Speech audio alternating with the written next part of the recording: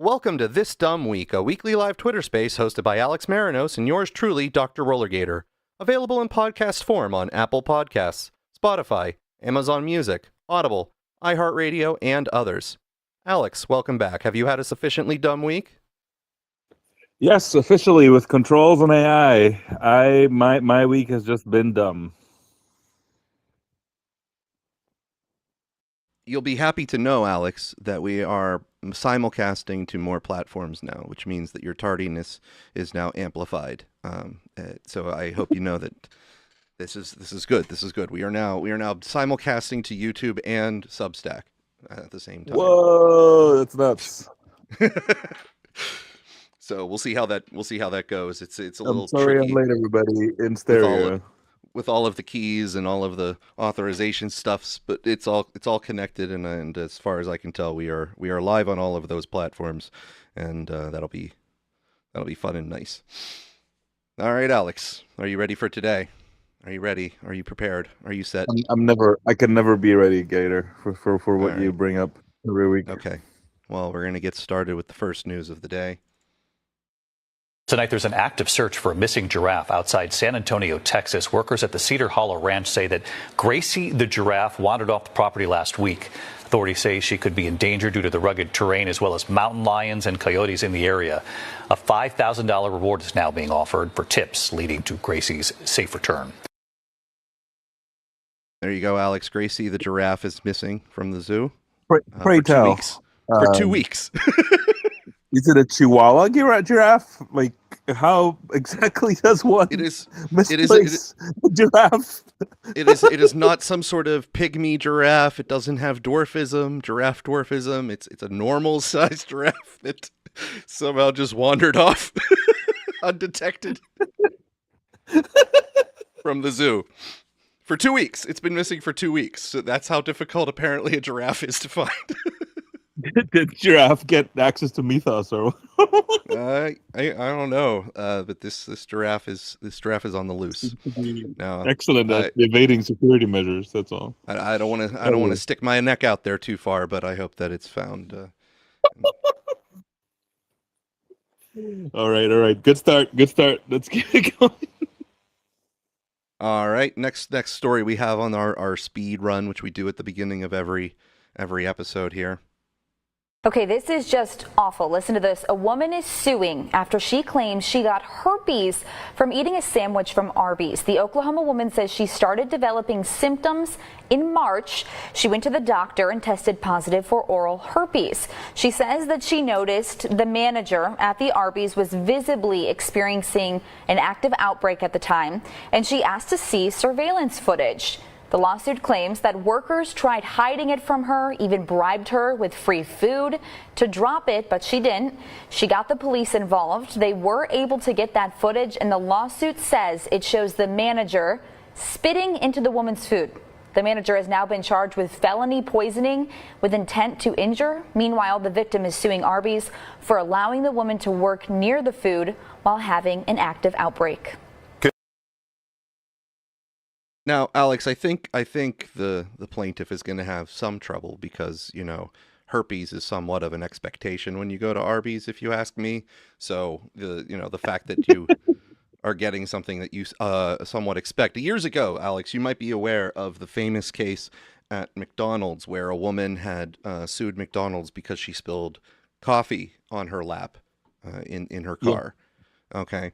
And that one had a novel sort of situation, because everyone's reaction in the general public, which was a good PR strategy that McDonald's employed, was to say it's coffee and you put it between your legs in a vehicle.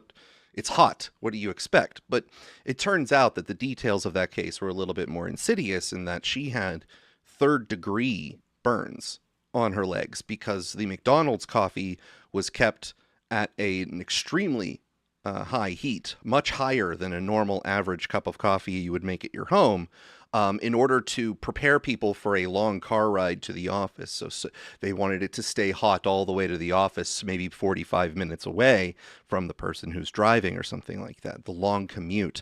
So they purposely had this many degrees higher than someone would expect. So her her damage was unexpected. But I think if you're going to Arby's, you are expecting some sort of trouble, some sort of disease, at least food poisoning.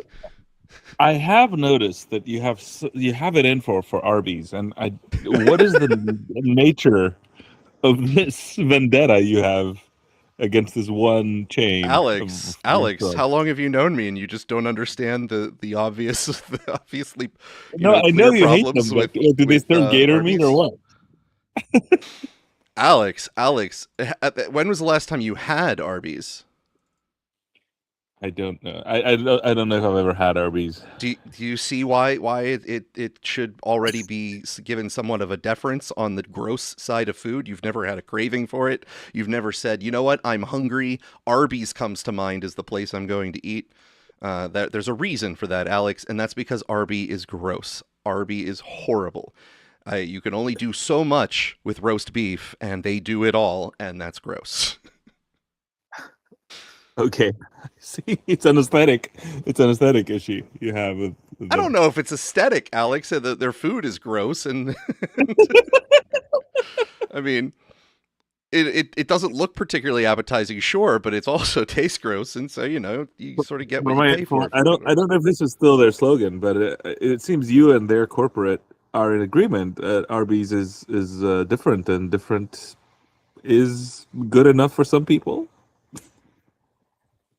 I've had Arby's defenders tell me that their curly fries are the bomb, that they're good, but I'm sorry, curly fries is not a reason to go and attempt to get herpes. That's my general health stance. I didn't need RFK Jr. to come into office to sort of give me that opinion about Arby's. I already had it. So no. Speaking of other ailments to the human condition. Breaking news, former Trump National Security Advisor John Bolton just pleaded guilty in his classified documents case. Bolton was indicted last year on 18 counts related to his handling of sensitive government information. Now, prosecutors said he shared it with 2 relatives for possible use in a book he was writing. As Mr. Bolton just admitted, he put our national security at grave risk in violation of the law. Our system of classified information is designed to protect sensitive information that would jeopardize national security if mishandled. And the national defense information at issue in this case was classified at the highest classification level.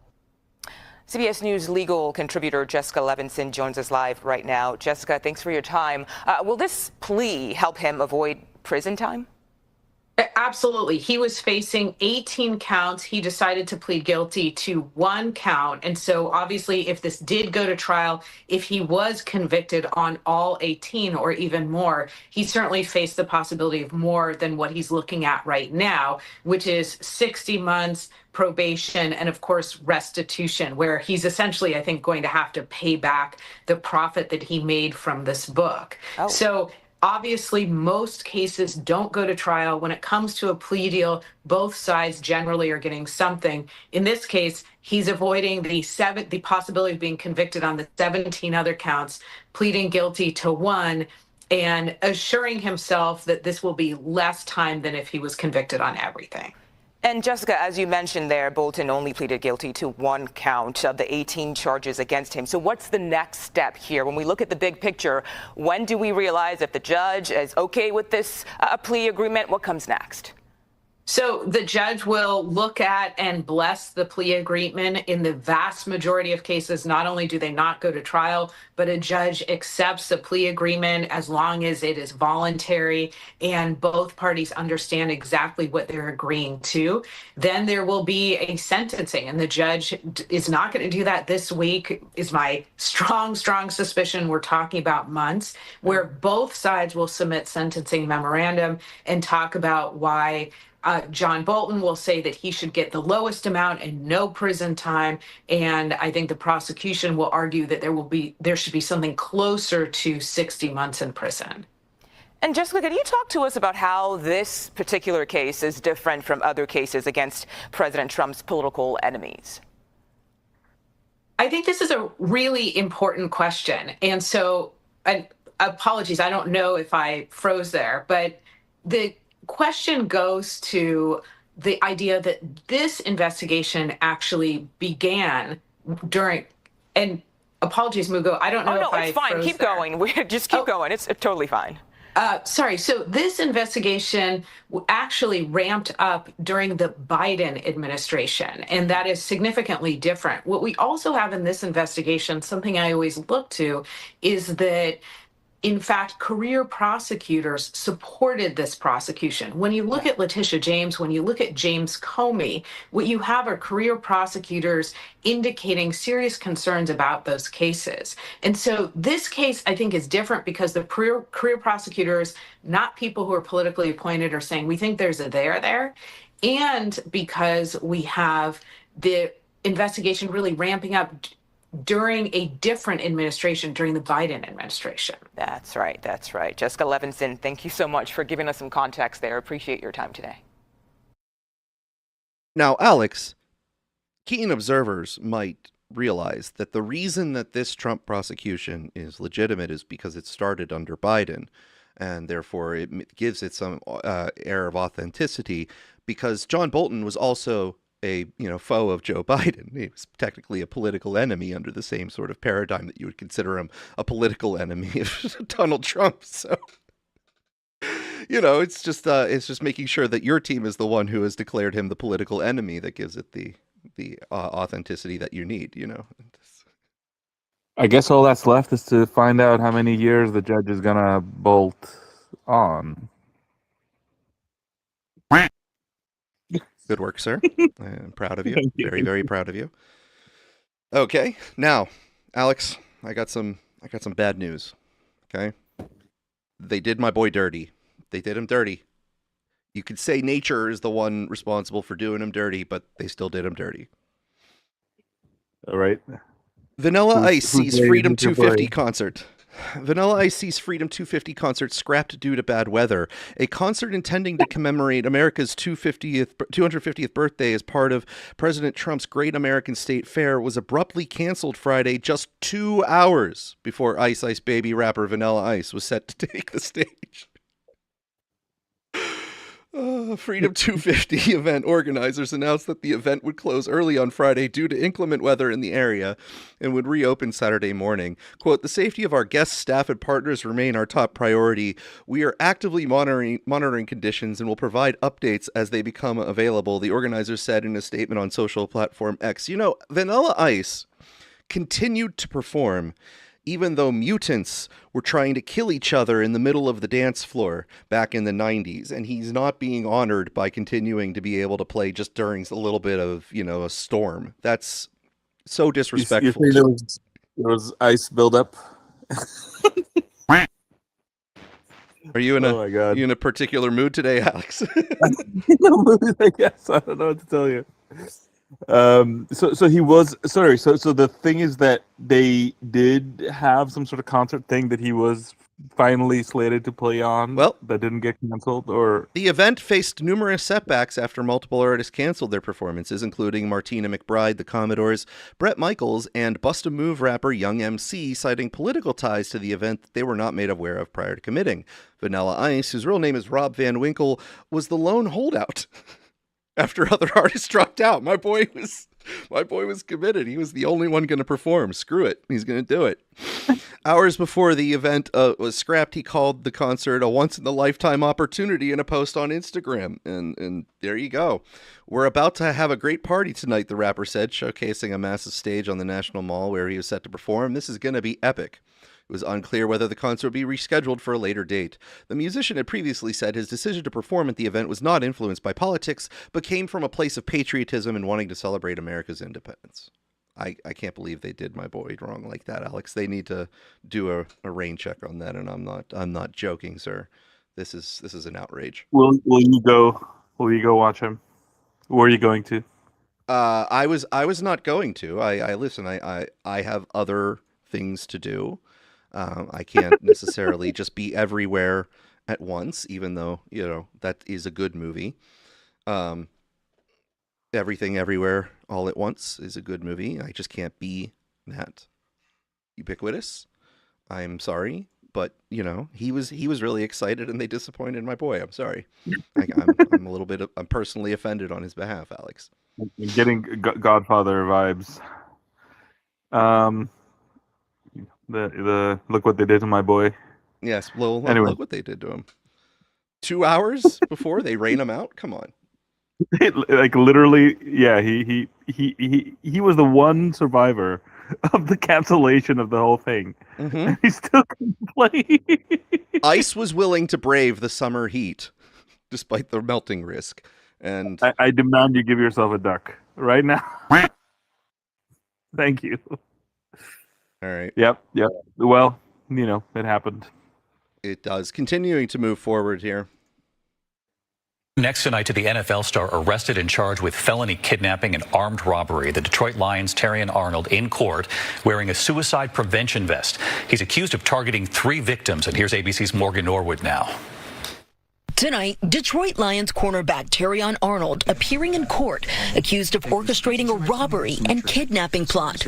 Arnold wearing what appears to be a suicide prevention smock, overnight turning himself in to authorities in Tampa, Florida. On February 4th, prosecutors allege Arnold directed a group to lure 3 men to an apartment where the victims were robbed, beaten, and held at gunpoint, saying Arnold believed the men had stolen more than $200,000 worth of his personal items during a stay in his Airbnb property. But investigators say they later found no evidence to prove the victims were involved in the theft, and that Arnold reported his property missing just hours before the alleged attack. The state attorney's office saying no one has the right to take the law into their own hands. A dispute over missing property does not justify kidnapping, violence, or retaliation. A spokesperson for Arnold stating the cornerback denies any involvement and maintains his innocence. Arnold was drafted by the Lions in 2024. Tonight, the team saying they are aware of the legal situation and declining to comment out of respect for the ongoing legal process. Police had previously arrested 6 other people who were allegedly involved. 2 of them have since pleaded guilty. And David Arnold is being held tonight without bond. If convicted, he faces up to life in prison. Morgan Norwood tonight. Morgan, thank you. So, Alex, that story actually is very interesting to me because that's sort of how they got OJ. OJ didn't go to jail for, murdering his ex-wife. He was acquitted of that, right? He was acquitted of murdering his ex-wife and her new boyfriend. But he did go to jail after trying to rob somebody and steal back his Heisman Trophy. And then he went to prison for that for some number of years. I forget how many, but that's sort of the same situation almost. Although they didn't go to get a Heisman Trophy. They just tried to get stuff that was stolen during an Airbnb stay. So wait. So he tried to steal stuff that was stolen from him? That's his story. That's his version of the story of why he did this, yes. I see. Yeah, well, it's gonna cost him a little bit, I suspect. Apparently. Now, Alex, in previous weeks, we have done a segment where we have gone through the female teachers who have had illicit sexual relations with students, or at least those underage who it would be illegal to fornicate with, fornicating with said people. The female teachers that we've covered over the weeks were always numerous. Between 4 and 5 every single week were being arrested that we were covering, but we stopped because it was overkill. I was demonstrating a point that I had been seeing some sort of pattern where there was just a large, inordinate number of female teachers being arrested for such a thing, and that was surprising to me just for demographic reasons, as female teachers are typically seen as less predatory and not necessarily as inclined to dip below the ages of appropriate sexual behavior in order to find their partners. But we've stopped going over them, but one such teacher has continued to come up every single week because her story continues to get involved. And this is Maris Nichols, who we brought up again last week because last week the story involved her being accused of having blackmail perpetrated against her by some of the students that she was sexualizing, that they had found her OnlyFans account and were trying to get good grades by threatening to expose her OnlyFans account. Well, Maris Nichols is back in the news this week with the headline from WSB TV, teacher accused of sex with students broke house arrest 85 times, prosecutors say. Douglas County prosecutors want bond revoked for a teacher accused of having sex with her students. Maris Nichols was arrested on Friday for allegedly having sexual relations with and grooming 6 students. Warrants stated that she had sex with students in a classroom, in a closet, and in one student's truck while parked at a local golf course. Last month, she was granted bond on the condition that she remain on house arrest, stay off the internet, avoid all children aside from her daughter, and more. In a new court filing, prosecutors say that over the course of 27 days, Nichols broke the curfew 38 times and went outside to her inclusion zone 47 times. Nichols' ankle monitor tracked her to retail stores and fast food restaurants, according to prosecutors. So, Maris Nichols, her story is not getting better by the day. Alex, I don't know how she's going to fare, but I don't even think if she gets acquitted of any charges that her reputation is going to be too clean after this. She's going to have to do a name change in order to continue on. I think her and the rules are just not meant to go along. I don't know. She just does not get that there are certain lines you do not cross. In this case, figurative lines. She's not supposed to go this far. She's not, exactly. You know? They literally do not cross this line. And she's like, what, this line or this line? Or is it this line? It's so confusing. All right. Now, Alex. Sorry, what side of the line am I supposed to be on again? Now, Alex, we're going to get a little bit involved here. Now, I got a nice succession of stories here that I'm going to relate in several different ways. So we're going to go on a little bit of a journey with some of the stories this week here, okay? So this comes from the New York Times this week. Pete Buttigieg says he was separated from his children after swatting tip. Former Transportation Secretary Pete Buttigieg said on Friday that he and his husband had been separated from their 4-year-old twins after an anonymous report falsely accused Mr. Buttigieg of posing a threat to their children. The separation lasted for 24 hours and required their children to sit for interviews with Children's Protective Services, Mr. Buttigieg says. The Michigan State Police and CPS determined the report was false, a spokeswoman for the state police said in a statement, adding that false reports are dangerous.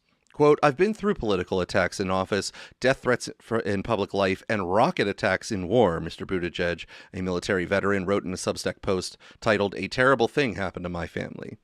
But it is the ugliest thing that has happened to me since my career in service began. Mr. Buttigieg noted that the incident occurred soon after the Buttigieg shared images of their family for Father's Day and also during Pride Month. Mr. Buttigieg, a Democrat, ran for president in 2020, was the first openly gay cabinet secretary, and is widely seen as a 2028 presidential contender. He has long weathered attacks over his sexual orientation. Incidents known as swatting, or false emergency calls intended to draw a heavy police response, have been on the rise as the political landscape has become increasingly volatile and polarized. While the attacks typically involve dispatching the police to private homes under false pretenses, the targeting of Mr. Buttigieg's family with false claims related to child abuse appeared to introduce a new dimension to the harassment. Mr. Buttigieg says he learned of the allegation this week when a police officer and a Children's Protective Service worker showed up to the family's house in Michigan. That night, the twins slept at their grandparents' house. The authorities required them to sit alone for the interviews with CPS workers, as is common during such investigations. Mr. Buttigieg says that the next day, when he spoke to a police officer at his house, he learned more about the complaint. Quote, an anonymous caller contacted CPS, Mr. Buttigieg says. The caller said that he had spoken to a woman who claimed to have met me at a conference several years ago in Alabama, where she said that I told her I had committed unspeakable violent crimes, and the caller believed my children were still at risk. Mr. Buttigieg says he told the officer that he had not been to the town where the woman had supposedly met him. The officer made clear that he believed this was politically motivated and said it would not be referred to a prosecutor, Mr. Buttigieg says. The Michigan State Police did not respond to inquiries seeking a report of the incident, audio recordings of the anonymous allegation, or more information about the status of any investigation into the caller. The former Transportation Secretary vowed to try to press charges against the caller. I don't know how much we can do about it, but so help me God, if there's any way to press civil or criminal charges over this, we will, he wrote on Substack, not just for our own sakes, but to draw a line I thought everyone already recognized. Do not mess with someone's kids. Now, Alex, I don't know if you're going to anticipate where I go with this, but do you have any, before I go where I go with this, do you have any reactions to the introductory story? No, I mean I've seen the story show up. As presented, it looks like your standard sort of CPS is an unaccountable bureaucracy with quasi judicial powers, yada yada. Let's see where you go. I'm kind of Okay. afraid to find out. Don't be afraid, sir. Come on, I'm not so scary. I'm very, very reasonable where my takes go, always and forever. Now, back earlier this year, let's say it was March 31st, I believe, we actually did a similar story that involved Amy Coney Barrett that I'm going to play a clip from just to refresh your memory, sir. More serious, but yet still dumb news. Supreme Court Justice Amy Coney Barrett's home targeted in apparent swatting incident. It's from NBC News. An apparent swatting incident targeted the home of Supreme Court Justice Amy Coney Barrett on Wednesday night, police confirmed to NBC News. Police in Fairfax County, Virginia said Thursday that the call was received through the police department's non-emergency line just after 9 p.m. Eastern. Officers immediately coordinated with Supreme Court police personnel assigned to the residence and quickly determined that the report was fictitious. Fairfax County Police said in a statement, no additional police resources were utilized. The Supreme Court's Public Information Office did not immediately respond to a request for comment. Barrett, whom President Donald Trump appointed in 2020, was on the bench Thursday morning for decisions. According to a recording of the police dispatch obtained by NBC Washington, a dispatcher alerted responding officers that a caller, who identified themselves as a neighbor, reported gunshots heard at an address belonging to Barrett in Fairfax County. Later in the recording, a dispatcher says, "Be advised, we have not been able to get an answer on callback to the complainant's phone number." Quote, unknown if it's going to be a swatting situation or not, the dispatcher continued, noting that the address has 24-hour security coverage for a high-priority resident of the county. Swatting refers to a hoax emergency call that prompts law enforcement responses to harass, intimidate, or otherwise harm the targets. At times, the incidents can lead to dangerous consequences when armed police arrive. Barrett and her family have been targets of threats in the past. In March 2025, Barrett's sister Amanda Coney Williams, was the target of a bomb threat at her home in Charleston, South Carolina. Other justices have faced similar threats. A woman was sentenced in October to 8 years in prison after she pleaded guilty to attempting to assassinate Justice Brett Kavanaugh. She was found near Kavanaugh's home in 2022, armed with a handgun, a knife, pepper spray, and burglary tools, according to authorities. Hang on. Is that a new person that I was unaware of? Because if you recall, we've talked about the person who was arrested in similar circumstances around the same time for wanting to assassinate Brett Kavanaugh, but did they come out as trans afterwards? Because they were a man. Right. These are two. Oh, well, that makes sense. I'm wondering if this is a second person. I mean, makes sense in a very specific way and not in another way. But yeah, or we missed a report of an assault, which I mean, we would have known. Okay. It's that whole weird, Chelsea Manning. Yes. When he was in the army, she then was released from jail and stuff like that. Yeah. Oh well. So I mean, I guess something might be done about swatting now. So, Alex, that was the clip that I wanted to play from when we talked about this with Amy Coney Barrett, because now, this week, from the Washington Post, she got 8 years for plotting to kill Justice Kavanaugh. Prosecutors want more. The plot to assassinate Supreme Court Justice Brett M. Kavanaugh was as bizarre as it was terrifying.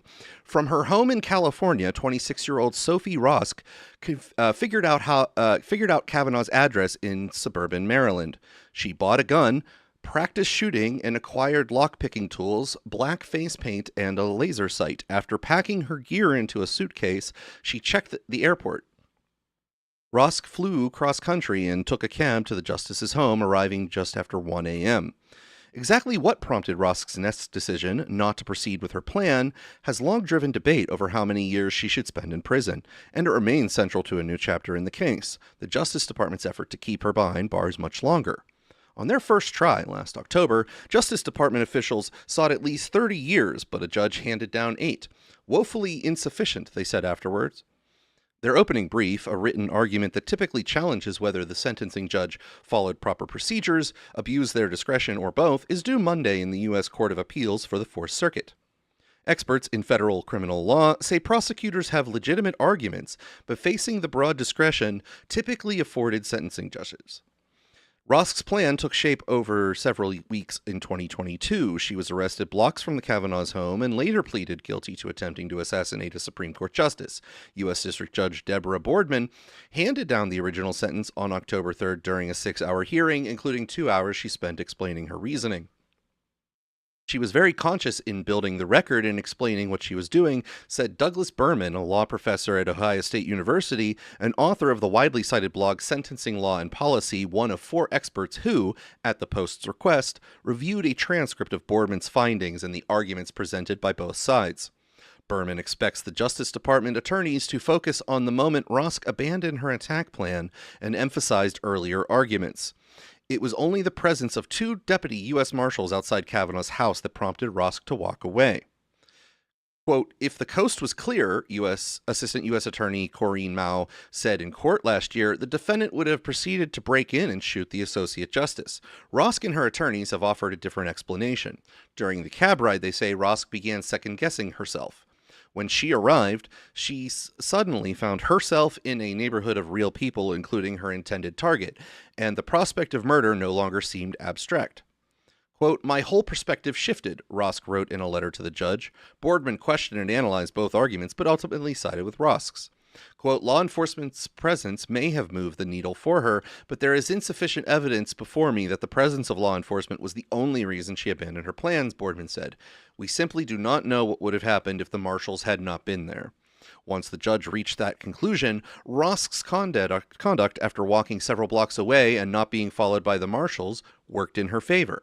She could have quietly returned to California. Instead, she called the police and told them why she'd come to Maryland. Quote, if she had not called 911, the judge said, law enforcement never would have known about Sophie Roski and her plot to kill a Supreme Court justice. As investigators pieced together the extent of all her plotting and traveling, they established substantial steps taken by Rosk to support the attempted assassination charge, even if Rosk never broke in or fired her gun. Justice Department attorneys, the experts say, will likely seize upon portions of Boardman's findings that support their own arguments, including her description of Rosk's crime as an act of attempted direct domestic terrorism. Those actions, when viewed through the technical calculations of federal sentencing guidelines, expose Rosk to a terrorism enhancement that yielded a suggested total punishment of 30 years to life in prison, according to Boardman and the attorneys in the case. But sentencing guidelines aren't mandatory. And after reviewing decades of old sentencing commission and congressional records, as Boardman told the courtroom, the judge stressed that the terrorism enhancement appears to have been intended to apply equally across all terrorism cases. Has never been intended to apply equally across all terrorism cases. Quote, she went into incredible details to show that her variances from the guidelines were well-founded for a variety of reasons, said Robert Bonslib, a former federal prosecutor and longtime defense attorney.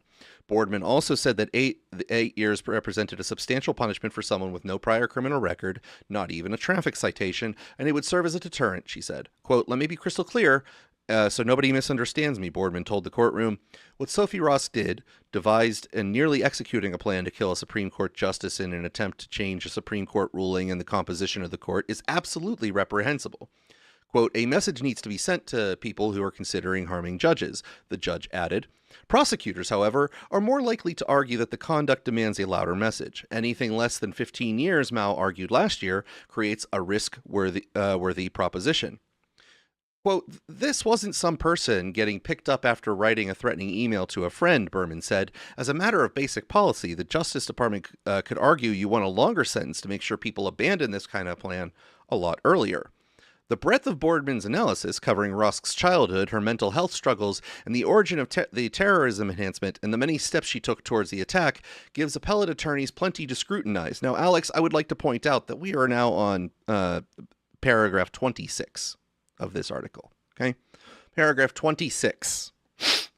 Rosk was named Nicholas Rosk at birth and raised as a boy in the Southern California family active in a large evangelical church. Rosk was identified by her name at birth in earlier coverage of the case. Now, Alex,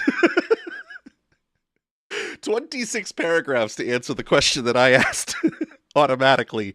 They're gaslighting me by accident is what they're doing here. I know that they're trying to be polite and consider it not the most important detail, but telling me that I have false memories because because you're going around changing this stuff on me.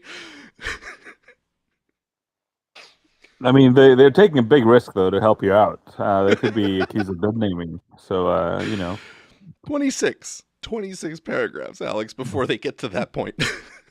To stop well, confusing 26 me. paragraphs before dead naming. Really, let's face it. Well, Rusk reached the rank of Eagle Scout, earned a philosophy degree, Cal State Northridge, and began to transition to a woman. Sophie's depression remained unresolved, at least in part due to her gender dysphoria, which is not being addressed by her treatment, Boardman said from the bench. Now, Alex, I can kind of understand how upset you'd be, because this was over the Roe v. Wade ruling that was being anticipated. There was been a leak of an early ruling. If you were spending your life in distress as a man, suddenly completing a transition into a woman, and all of the sudden the government took away your right to abortion, I could understand how distressed you would be.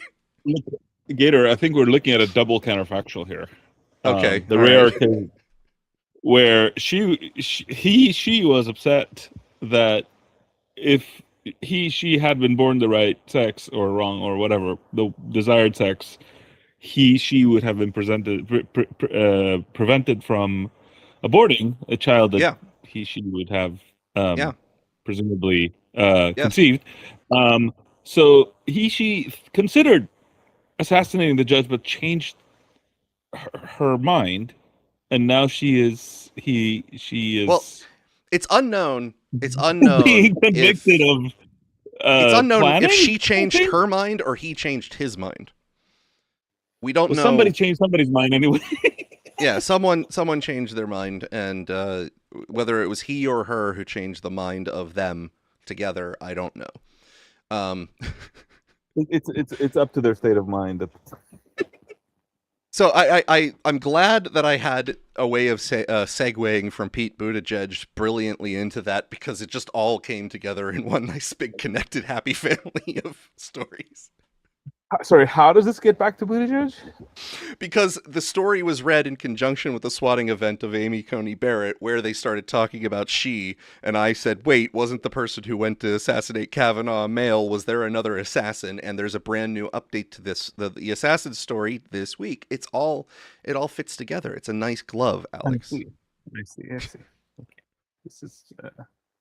I want you to be impressed. A crossword for advanced solvers. Yes. Can you be impressed with my ability to glue these things together? I frankly, I think you've done better. All right, fine. Well, you got to be honest. Okay, whatever. That was a little bit of a stretch. Okay, fine. However, mystery solved, Alex. Mystery solved. Yes, that is important. We now know that. What is it? Kavanaugh has only had one counter. Really, I mean, it is kind of ridiculous, I have to say. I don't know what you think about the case, but leaving genders aside, this person is being prosecuted for a self-confessed counterfactual, attempt at murder. Yeah. I mean, is this why is this even a crime? Like, they didn't attempt anything. There are plenty of crimes that do involve preparation and an initial attempt. So if you go so far into carrying out your ideas, they do have crimes for that. They do have plenty of attempt charges that they could throw at you depending on the jurisdiction. You don't actually have to commit the final action in order to be found guilty of them. I mean, but what do you think? Is it fair per se? Is it justice? In the scheme of things, turning yourself in when you do that, I would agree that it probably, quote, entitles you to less jail time, or depending on what your true mental state is, perhaps time in a facility where you get some treatment for your mental health struggles, since you did turn yourself in. However, particularly at the time that this occurred, we were 2 years in advance of someone actually attempting to take Trump's life, and then a couple months later, another attempt at Trump's life, and the the heat was being turned up. I don't know if you recall this at the time, Alex. The White House press spokesman was being asked directly, like, "Hey, we have these protesters directly outside of the House. These groups that are the pro-abortion groups are actually putting out the addresses of the justices. Is there not a concern for the safety of the justices?" And the White House was like, no, it's just their right to protest. It's perfectly fine. No big deal. And then you have people who were actually engaged in plotting. And that does create a higher propensity than people who are not plotting. If you have people in a group who are plotting, that creates a propensity higher than nobody plotting, I would say. Right. I mean, I guess if they had nipped it in the bud, Elon Musk wouldn't have murdered 14 million people. So, I mean, I see your point. Justice is a complicated situation, and if you do want to spend a couple times legitimately talking about the philosophy of it, I would say that it winds up being too entangled of a subject to have an ideal. You start with a general premise that a punishment should be related to the crime that that is enacted, but then you add on a possibility that not everyone is caught. Right. And so if to the degree that there is a deterrent effect to charges, you can say that that while it may I'll tell you what this is a deterrent to. This is a deterrent to calling and confessing on yourself. That's what this is. There is a deterrent to that. Yes, that does. Going to jail is a deterrent for calling in and confessing in general. Yes. I mean, if they're like, well, if it's only 8 years, somebody else might try it. But I think, and if it's 30, they might not tell you about it. I'm not aware of what situation encourages turning yourself in, except for perhaps knowing that your punishment would be harsher had you not turned yourself in. But these are all too difficult to ascertain, since again, you don't get the sentence automatically up front. Yeah, forgetting the person's sort of other flaws, like trying to murder a person. Or at least plotting to try to murder a person. I assume that the call to the police was, in effect, a cry for help, like literally wanting to be stopped. Mm-hmm. This is the only, you would say, shit, if I don't turn myself in, I might change my mind again. Which is, on its own praiseworthy, I would think. Mm-hmm. Anyway, I don't know. It just sounds... I buy that. I really don't like convicting people into especially enormous sentences for not even attempting, but planning to attempt or something turning yourself in. It gets tricky, right? So if this was not a Supreme Court justice, if this was just your humble host here, who is technically the true president, but unrecognized by the establishment as being the true president, I just wind up being some other schlub. The severity of the way that they would go after the person wouldn't even be as hard, right? There'd be so many things about this case that were, let's say, different, that you could call it unfair. Why is I think I'm more important than Brett Kavanaugh, at least in my sphere of life. Yeah. Lots of things rely on me that don't rely on Brett Kavanaugh, and right. So in certain ways, and I'm irreplaceable to save his life.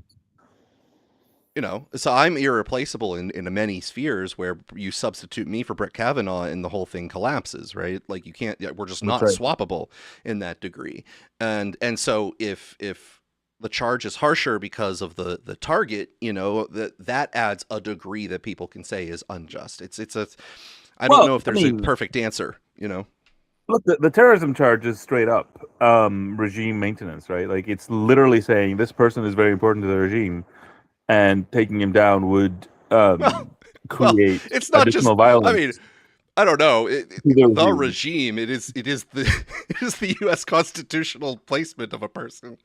There is a little bit terrorism is a very, very extra constitutional type of thing. As a definition and as a designation. But beyond that, I'm just saying it's literally like an enhancement for political importance of the target. Mm-hmm. Mm-hmm. Right. So on terrorism stuff, I've always generally agreed that the nomenclature, the term, the idiom is sort of just weaponized to try to add punishment to people who you want to punish more without having a truly strongly coherent definition that encompasses all people who it should encompass and leaves out all people it should leave out. It's wasn't it non-state actor violence or something ridiculous that just gives the game away? Political violence by non-state actors or something like that. It does typically involve action taken that is for a political purpose, meaning subject-wise, not just that it is a political agent. So the government of any kind is a political institution, but they're not necessarily attacking you over a political item. I know, but when Trump kills the Ayatollah, that is definitely political violence. But they will say that because the U.S. government is a state entity, state actor, it's not terror. Literally, that is. Well, you're referring to international conflict. Well, what does international mean? Cross state. It's literally it's a state actor is not going to do stuff internally. I mean, they will, but then they. That we have an asymmetry here. We have a U.S. citizen attacking a Supreme Court justice where the terrorism charge is being used. So the asymmetry of the state using force against a citizen would strictly be different than interstate. So that's where I'm sort of. Anyway, whatever. Long story short, I just find it very uncomfortable that however heinous the contemplated crime, to me it's just uncomfortably close to thought crime. Essentially, the person didn't actually take any actions that, but for their own words, would have given any evidentiary footprint to convict them of anything. Well, yes, but that's slightly different than giving them a break because they confessed. They took actions. And the fact that they might have not gotten caught or no one would be none the wiser doesn't stop the fact that they took those actions. So if you're saying that the fact that they turned themselves in is somewhat of a reason that they should be completely let off the hook for the action that they took, is a little bit different than should be given leniency because of turning them in indicated that they didn't actually want to have the intent to go through with it at that moment. Anyway, we can keep going. I think with a little bit more time to sort of sculpt my words, I think I could make an argument that punishing somebody for planning to do a bad thing is like the thing that you keep talking about, which is going upstream of the thing you want to avoid and making the prerequisites illegal too, just in case. But anyway, whatever. We don't have to keep going on this. So what, Alex, what you're saying is you're arguing for the ability to have as many contingency plans as you want for who you're going to eliminate under certain circumstances, and there should be no penalties for those contingencies being written down and planned out. That's a difficult one. Yeah. That's a difficult one. I can see where you're talking about the downstream issue, and I'll have to think about that as the premise that you're touching on there. But okay, moving on. We have actually some good news, Alex. We're going to have some good AI-related news this week, and that's not going into traces of AI dystopia. This is that segment is much further down in the list today, so we're not starting that anywhere near here. We actually are going to hop to a tangential situation that is somewhat related, but it is going to not be directly related to the good news. So just be aware that I will be segueing into another transitionary story, Alex, and you may not approve or may not be impressed with how I transfer into that next topic, but we'll see. Here's the good news this week, AI related. Scientists decipher new secrets from ancient scrolls scorched by Vesuvius eruption. Quote, finally able to read them. A University of Kentucky project Using artificial intelligence to help decode an ancient Roman mystery has led to a major discovery, researchers announced Thursday. In 79 AD, the eruption of Mount Vesuvius buried the Roman city of Pompeii and the nearby town of Herculaneum. During a dig in Herculaneum in the 18th century, archaeologists found 1,800 papyrus scrolls in an intact ancient library deep under the site of a villa that was destroyed by Vesuvius's eruption. But reading them was impossible. The scrolls are brittle and charred, and unraveling them turns them into ash. For centuries, researchers have worked to interpret the scrolls. Recent technology led to a breakthrough. A particle accelerator and AI were used to identify ink, even faint traces, allowing researchers to virtually unwrap the delicate scrolls. But interpreting the ancient language is another project entirely. In 2023, Brent Seals launched the Vesuvius Challenge, a global competition offering prize money for those who can help interpret the writing. The three college students became the first to extract words from a carbonized scroll in 2024, but they only interpreted about 5% of one scroll. The second phase of the challenge led to Thursday's major discovery, the University of Kentucky's Stanley and Karen Pigman School of Engineering, which leads the research in collaboration with the Biblioteca Nazionale di Napoli Vittorio Emanuele III in Naples, said that experts have virtually unwrapped one entire scroll, recovering more than 70 columns of text from another, identified 2 new books from ancient Rome, and recovered sufficient text to support new critical scholarly editions. The virtually unwrapped roll, P. Herc 1667, is one of the oldest in the collection, Nicolardi said. Now that it has been unrolled, efforts to determine the authorship of the paper is underway. One of the books revealed that the philosopher Philodemus wrote an 8-book series. Only one book had been previously known to exist. Quote, for nearly 2 millennia, many of these texts would have been physically preserved but intellectually inaccessible, Seals said in a news release. Today, after years of interdisciplinary work combining advanced imaging, artificial intelligence, academic research, and an innovation contest, we are finally able to read them. The amount of text revealed means scholars can read the scrolls as complete arguments rather than fragments. Federica Nicolardi, an assistant professor in papyrology at the University degli Studi di Napoli Federico II in Naples, said that marks a transformational shift for researchers. Today, we are hearing voices that have been silent for 2,000 years, Seals said. For the first time, we are uncovering and reading them, but most importantly, we are beginning to understand them. Still, more than 6,000 scrolls remain unopened and unread. Giorgio Angelotti, a project lead in the Vesuvius Challenge, said the effort is ongoing and the archaeologists need everyone's help to read the scrolls. Seals said he believes the entire library can be deciphered. Quote, this is no longer just about imaging or machine learning, Seals said. Now we need experts who can read it, edit, and understand what they're saying. Now, Alex, I don't know if you're going to anticipate where eventually I will take this, but so far this is pretty nice news. A little bit of a celebration, even if you don't read ancient Greek and don't necessarily care what the texts say. It's still, decent news to be able to piece together parts of what we previously thought was lost history. Mm-hmm. Yes.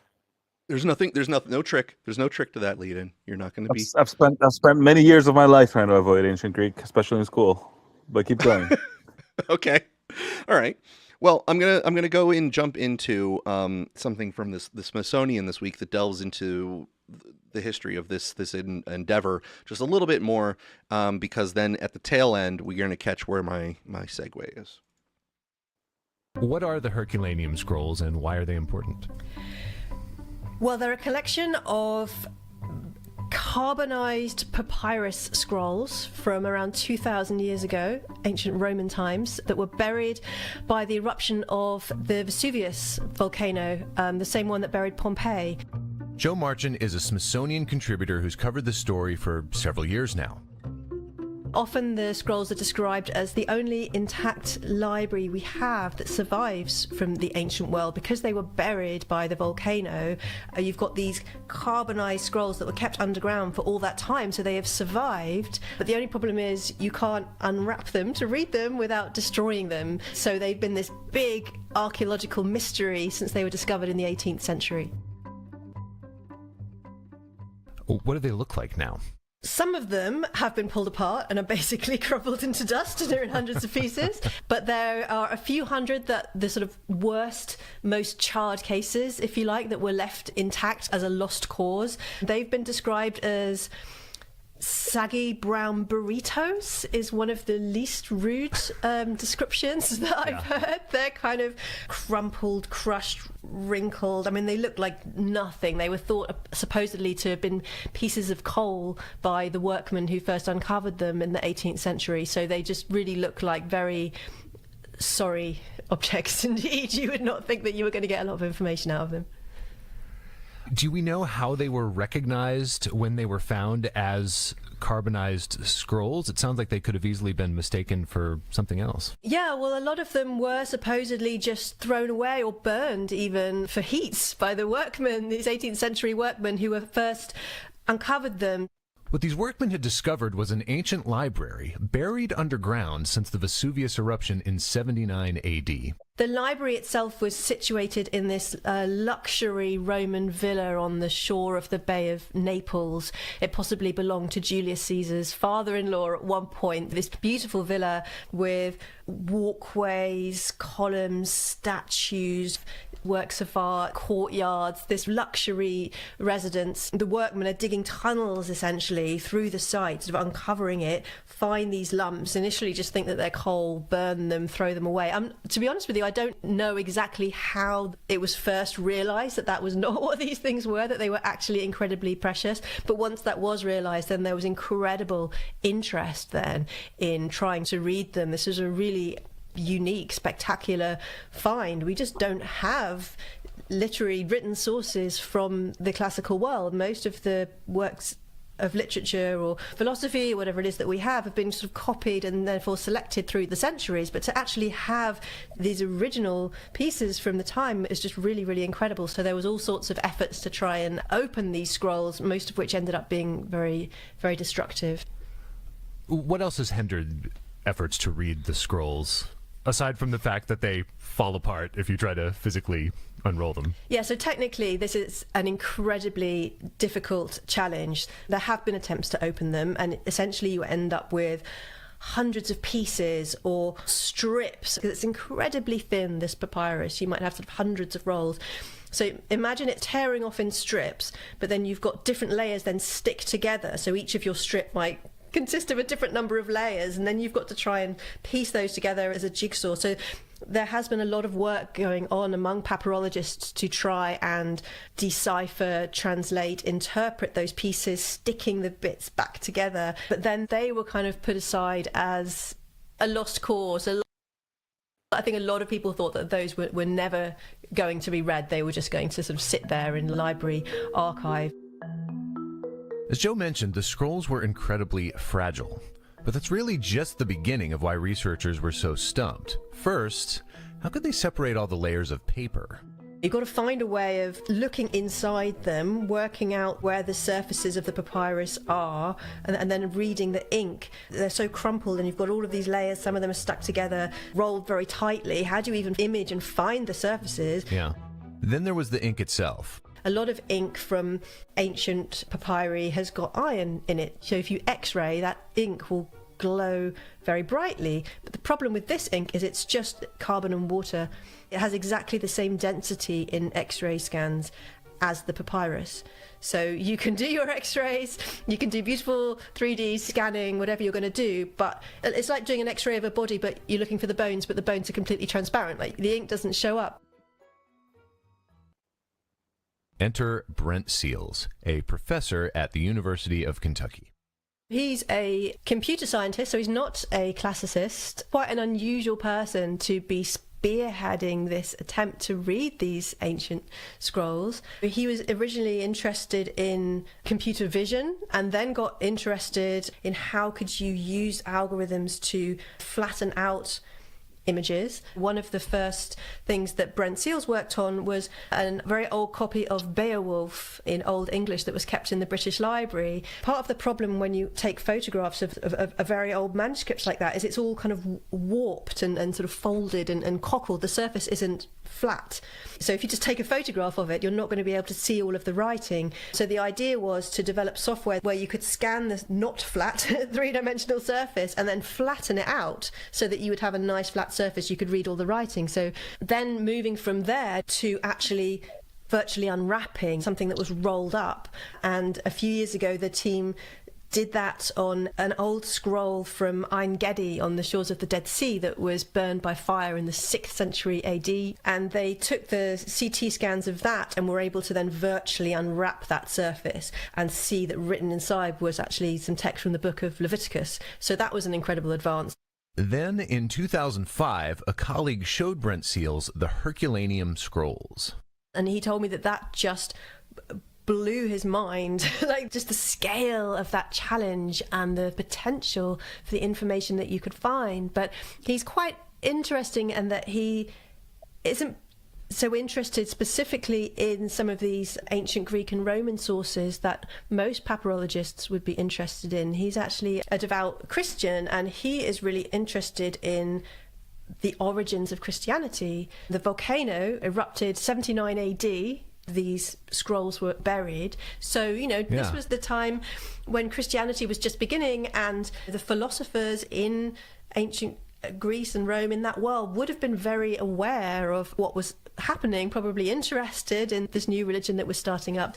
He told me that what he was really dreaming of, really interested in, is finding out more information about that. Can we find information from early Christian sources? There's the huge technical challenges, but one of the biggest problems he's actually had is getting access to the scrolls to even study them and to try to develop these techniques, because they're incredibly precious and incredibly fragile. So curators who are in charge of these collections, the last thing they want to do is give them to some computer scientist who wants to carry them off to a particle accelerator somewhere and send beams of X-rays through them. Were there any unsuccessful avenues that were part of this that were included in your reporting? Any attempts that didn't pan out? I mean, I think there were lots of teams trying different things, trying to train their algorithms in different ways. So one thing that Seales thought they might be able to do was to train the algorithm on the letters from the parts of the scrolls that had been read. But that ended up really not working very well. It seems that you have to kind of train your algorithm on the same scroll of the scans that you're trying to read, which is obviously very difficult because you can't see the ink. How are you going to do that? One of the first real key breakthroughs, there was an ex-physicist called Casey Handmer. He was actually looking at the images that were coming out from inside this scroll visually and just spending hours and hours poring over them. He was convinced that if a machine learning algorithm could see a difference, a lot of those are trained based on the human visual system. So he was thinking, well, if a machine can see it, it must be possible for a human to see it if we just look carefully enough. So he's poring over these images and eventually notices this very strange, like very subtle difference in texture. So normally in the CT scans, you can sort of see the woven strands of the papyrus. And then in some places there was this, it's described as being like cracked mud on a riverbed, the sort of geometric kind of cracks you get. So they called it crackle. He was trying to look at this, trying to work out where it was, and then realised in one place it seemed as if it was forming the shape of a letter. So he was like, oh my goodness, this is the ink. This is not showing up as a different colour, it's not glowing brighter or anything, but there's just this very, very subtle difference in the texture of the surface where the ink is sitting on the papyrus. And he was awarded the first ink prize for doing that. So then other competitors were able to use that to train their algorithms. Now they've got a foothold. They've got something to start training their algorithms on the difference between ink and not ink. Yusuf was one of two people to find that first word. It was, drumroll please, purple. So that was the first word, purple, which is lovely. I love that it was just such a rich, evocative word. Joe Marchant. So immediately that said to the papyrologists, we think this is a new work we've never seen before because purple is quite a rare word. purple porphyras is the name of a dye. It was made from sea snails, so very expensive, difficult to make, so used to dye the emperor's robes. This was a sign of wealth, luxury, rank. It's just this lovely sort of, just evocative word. So that was the first Letters Prize, awarded in October to Luke Ferrator, who got the first place for that prize. Luke Ferrator was a 21-year-old computer science student at the University of Nebraska. Yusuf won second place. The two reached out to one another after the announcement, eventually deciding to team up. They were joined by a third student named Julian Schillinger. Together, the three set their sights on the next phase of the competition. When the whole challenge was set up in March 2023, they had this big $700,000 grand prize for reading the first passages from the scroll, and a deadline was set for that prize, which was the 31st of December 2023, so the end of that year. Nat Freeman said it was getting nearer and nearer to the end of the year, and they're not getting any entries for this grand prize. They were getting pretty worried. They were starting to send out messages going, so how's everyone getting on? Let us know your progress. Entrance to the Vesuvius Challenge worked right down to the wire. Yusuf and his teammates were no exception.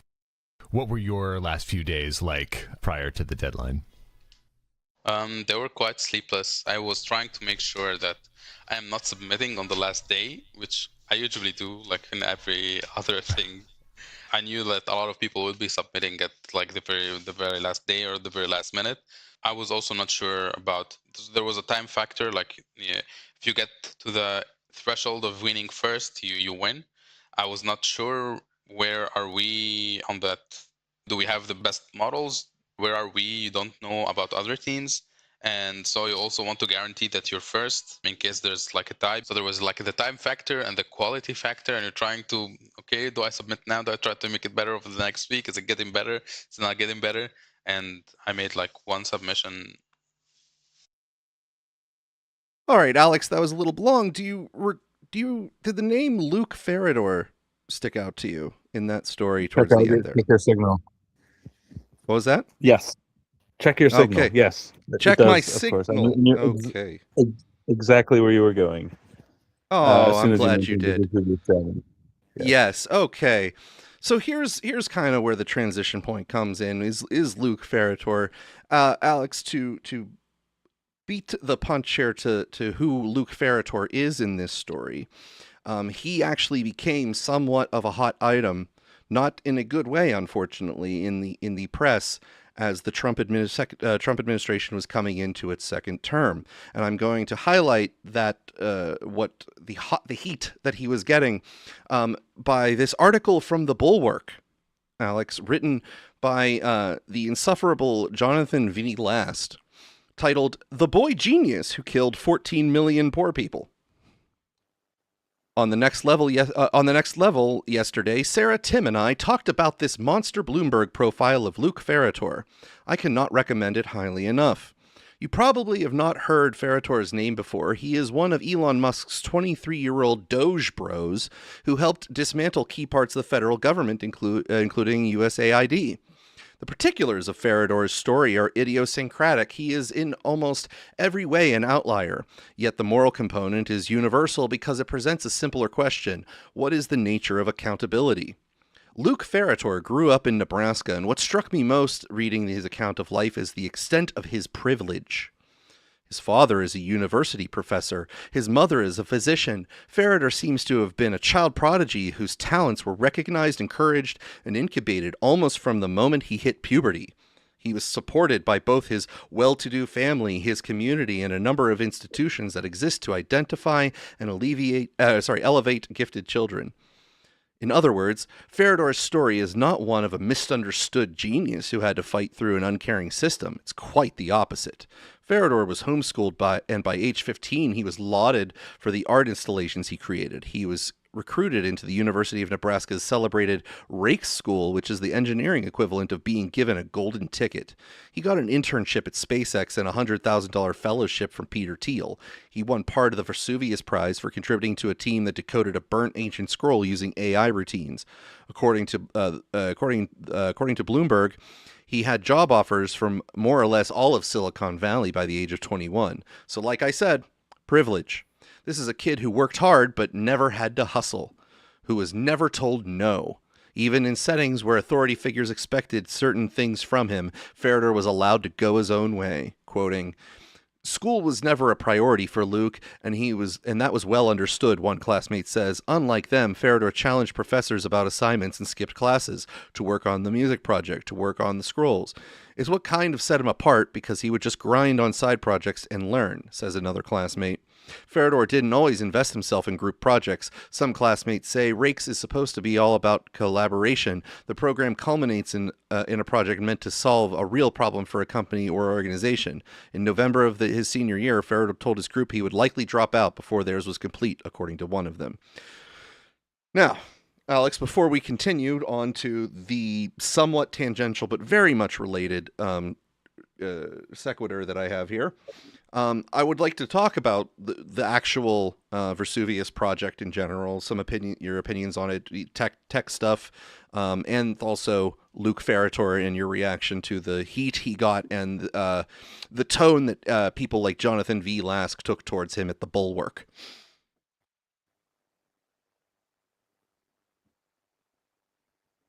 Alex, sir. Sorry. Sorry, I missed the question. I was just saying now before we transition on to the next part that I'm going to connect to this story, I would like to spend some time talking about the Vesuvius project in general, because it is a nice story. Possibly your thoughts on the technological problem and some of the attempts and solutions that you might be aware of, or just even conceiving of solving it, as a hobbyist. You have a PhD in computer science, so it's not exactly just a hobby, but of course we all have our hobby projects in our personal little, tinklings. And, but also then the way that Luke Ferreter was treated, particularly by evidence in this Bulwark column.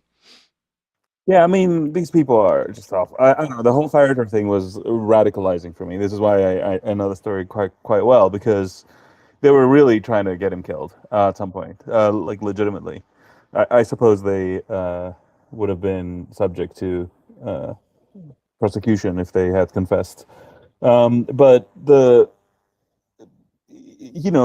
early Doge was just really trying to get in there and cut expenses from the government. Whether you feel those expenses were worthwhile or not, the government is literally borrowing more than it has to overspend on everything. So, whatever. However, yeah. So he seems like literally the salt of the earth, the kind of person you want a lot more of. If any sane country that has 5 people like that tries to figure out how to make him 50, right? And yeah, the Vesuvius Challenge itself is fascinating to me, because you do often read about history and stuff, and a lot of it has to do with reconstruction of what we have access to, right? There's people who are trying to recreate certain battles in order to figure out how the physics of the particular valley, for example, they use a 3D game engines, let's say, right, to recreate a particular landscape on which a battle took place, in order to figure out which of the various historians are closer to presenting a realistic description for how the battle took place. Example, right? This is an example of using extremely modern technology and extremely ancient writing and trying to put it together and seeing what's what.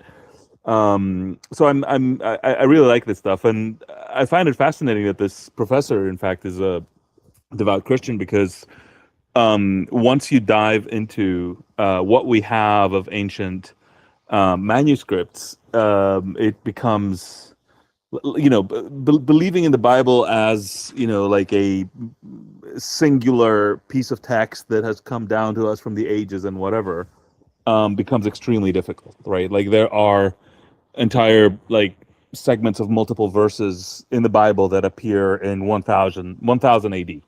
Like they literally just show up.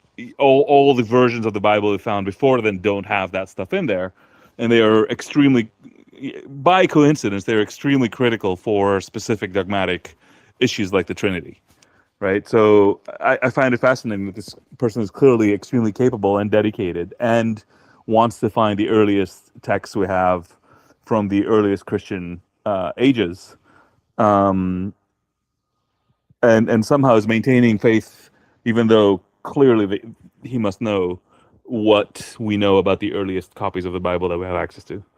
So that's spectacular. Anyway, but I generally love the concept of trying to recreate, what things in the past were like. So I don't have any particular angles for you to take here.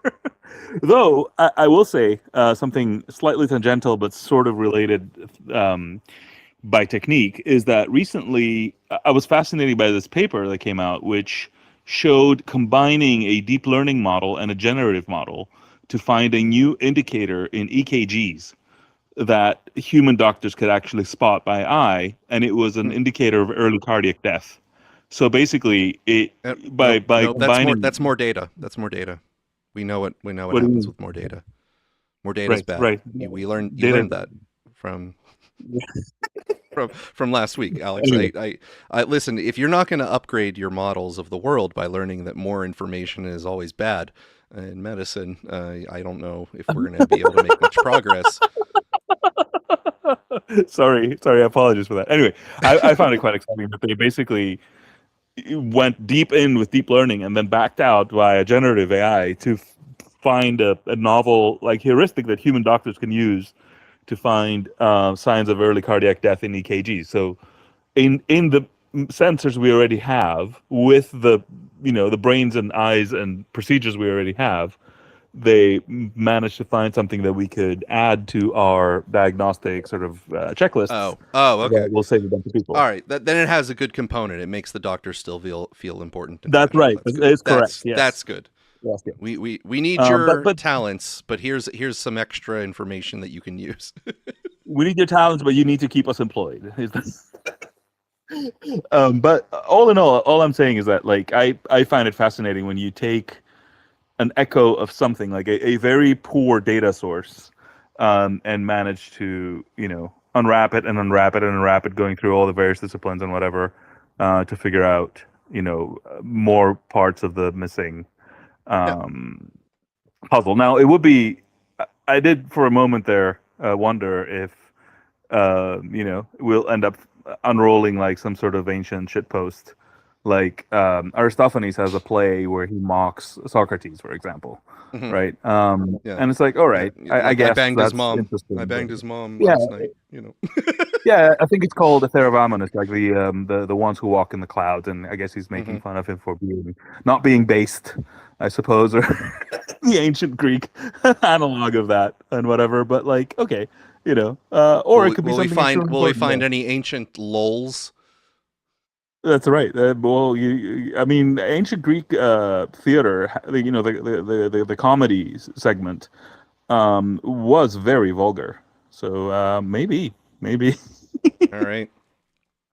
Well, so one little aspect that I wanted to touch on is the use of the word AI, because I think there's a lot of people who are not in this world the same way that you and I might be.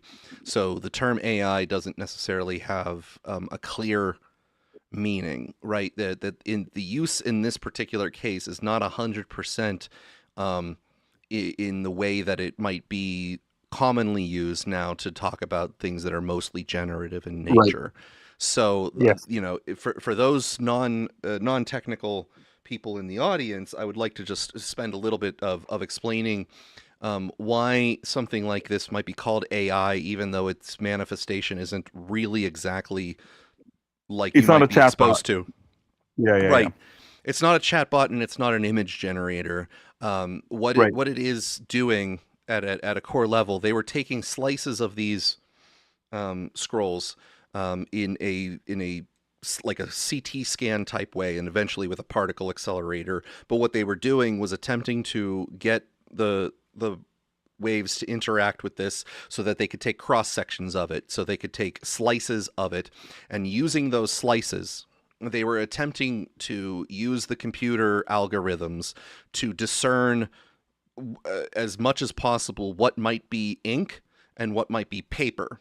And if you can discern on a cross section what might be ink and what might be paper, and you can continue to do these cross sections downward, you could reconstruct in a way something that you could virtually unroll and then read. So you would basically just imagine stacking these images of things that you've determined are ink versus paper, and you could recreate the image of what the scroll would have looked like unrolled without having to unroll it. Now, they call it AI because it takes a lot of computation in order to be able to differentiate based off of what something looks like, to classify it as ink or paper. It's not extremely simple to just have it know automatically that a pixel representation is going to be ink or paper. It has to learn that. So the learning process is really where they call it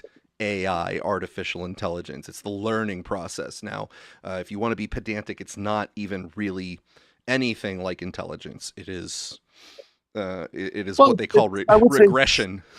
It's the raw components of intelligence, which is pattern matching, right? Like ultimately, you're trying to distinguish A from B. And, again, what we have now as AI, I think like you're trying to get at, like before 2022, before, generative stuff became a big deal, there were decades of people developing other types of AI that didn't mature to this level. And I think a lot of what was talked about in the Vesuvius challenge is all those other kinds of ML, like convolutions or whatever. Just think about how far we've come in like a decade or so, Alex. I believe off of the top of my head, my memory is the acronym was NIST, which is a free open set of handwritten letters that you could have taken anytime you were attempting to train a perceptron to try to be able to identify handwritten letters. Right. Like that task was actually in just a decade or so ago very fragile and prone to error. Even just identifying handwritten letters and being from an everyday human now, being able to identify handwritten letters and cleanly be able to translate them into the characters just in computer text was an extremely difficult prospect. So while we're not doing necessarily the letter recognition as much here, we're just trying to get an image of it that's unrolled in a scroll. Still, the way that we've advanced in the last couple years, just the last decade, in being able to do these things with much more clear fidelity is striking. It's sort of like a Moore's law right now that we're in an accelerated scale, just with the ability to do things. Just to be clear, a project I did maybe a year ago, so just add a year worth of progress on top of that, was to tell Claude to maybe it was 6 months ago, I don't know, something like, many versions of Claude ago, was to tell Claude Code to train a neural network for me, right? So now we are telling an AI to make me an AI that can scan what's on my webcam and read the letters and figure out what kind of thing it is, or even scan the shape and tell me, if it is one of a number of 3D shapes I gave it.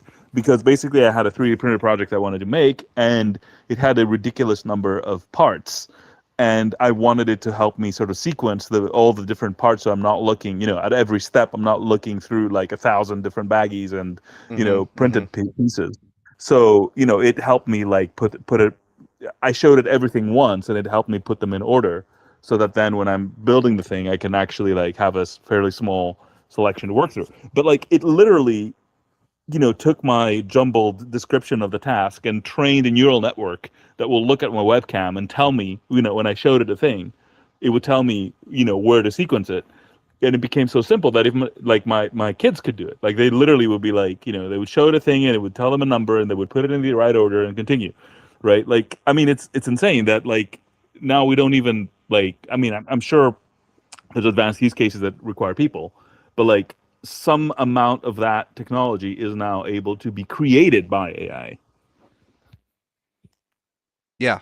Yeah. And so, I mean, it's a great golden age. Now, Alex, I'm going to move on to where I'm connecting this story for. So the animosity that was in Jonathan V. Last's article at The Bulwark towards Luke Ferrator has lingered and kept on and is now being amplified and retargeted in a new way towards Elon Musk.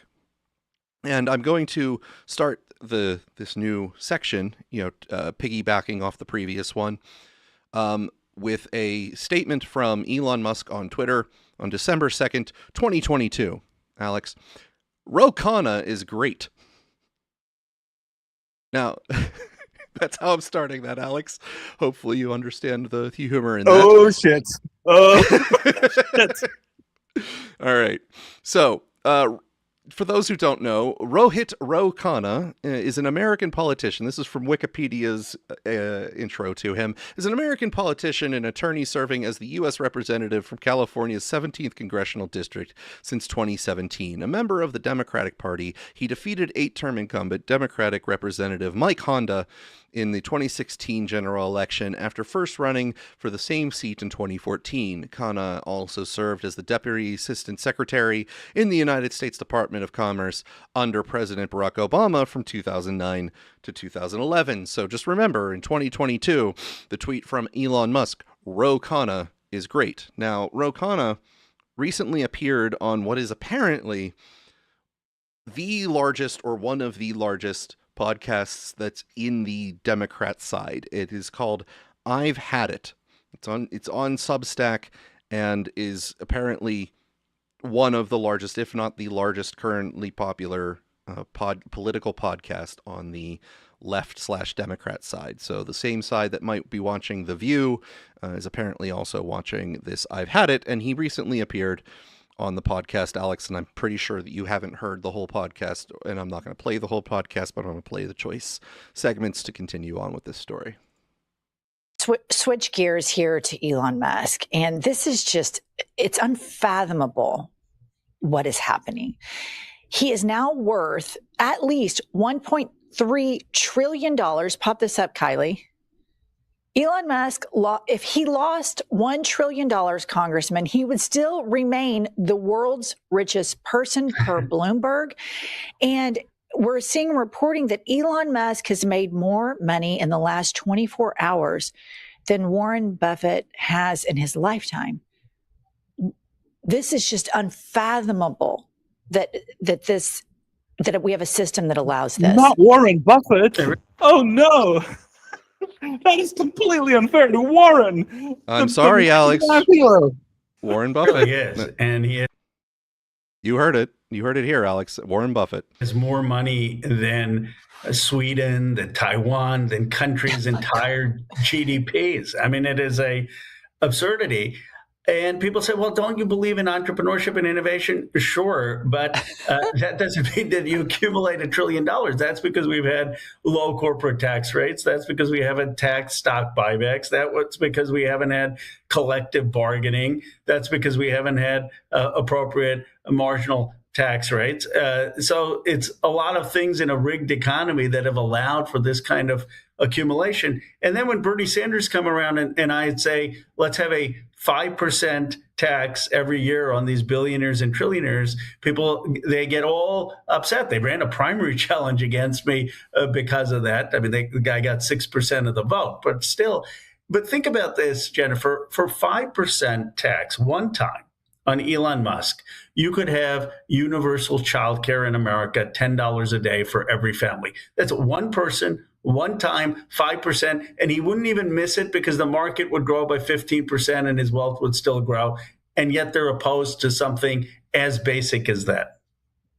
You know what bothers me is when we talk about taxing these obscenely wealthy people, we have to throw in these caveats, and they'll still be rich. We have to placate the feeling, and he'll still earn more, and his net worth will still be big. We always have to placate and defer to their feelings. And if you think about Elon Musk and how he is online, not to mention the back-to-back Sig Heils that we all witnessed with our own eyes after Trump won, then he regrams or reboosts or retweets all of these like Holocaust deniers, white nationalists, and then his own former BFF, Donald Trump, the one who just fell in love with the Egyptian president, said that Elon Musk gets more subsidies from government than anybody else. When Elon Musk was like, hey, the reason that when they broke up, and it was like, hey, the reason that Epstein files aren't coming out is because Trump is in it. And Trump is like, hey,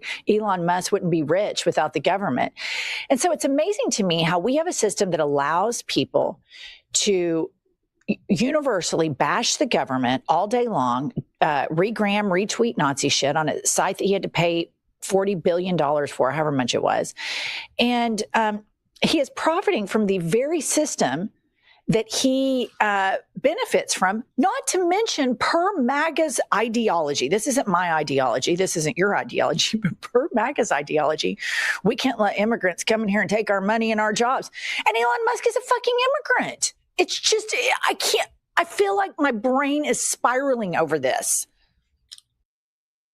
Well, he's the right kind of immigrant from their perspective. They don't want immigrants from certain countries coming here, but of course, South African, they're fine with a white South African. But the reality is that you're right. I mean, Obama made Elon Musk. I mean, that's not exaggeration. I was in the Obama administration. They gave him a loan of hundreds of millions of dollars for Tesla. Tesla was going bankrupt. And Anna Escher, who's no longer in Congress, who represented Palo Alto, will tell you that Elon Musk used to call her every week, begging her, can you please do something for the Obama administration? I'm going to go bankrupt. Literally used to call this member of Congress. So Obama gives the loan. There's a mistake made when we gave that loan. One, we didn't require him to have labor neutrality. So he builds Tesla without union labor. That was a mistake. And that we did not take some share, some a part of Tesla for those loans. And so he builds all this wealth on the backs of taxpayers.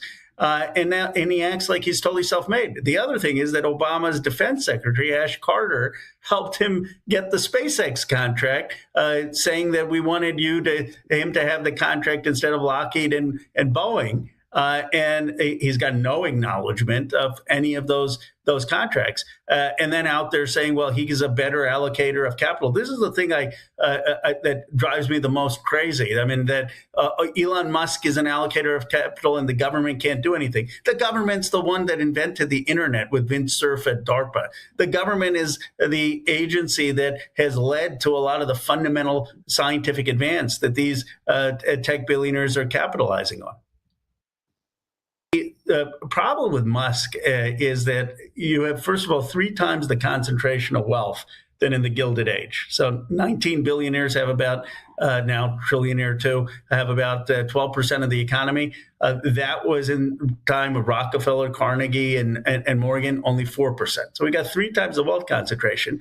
And whatever you thought of Rockefeller and Carnegie, and they were certainly not angels, they built things like public libraries. They built University of Chicago, where I went to school.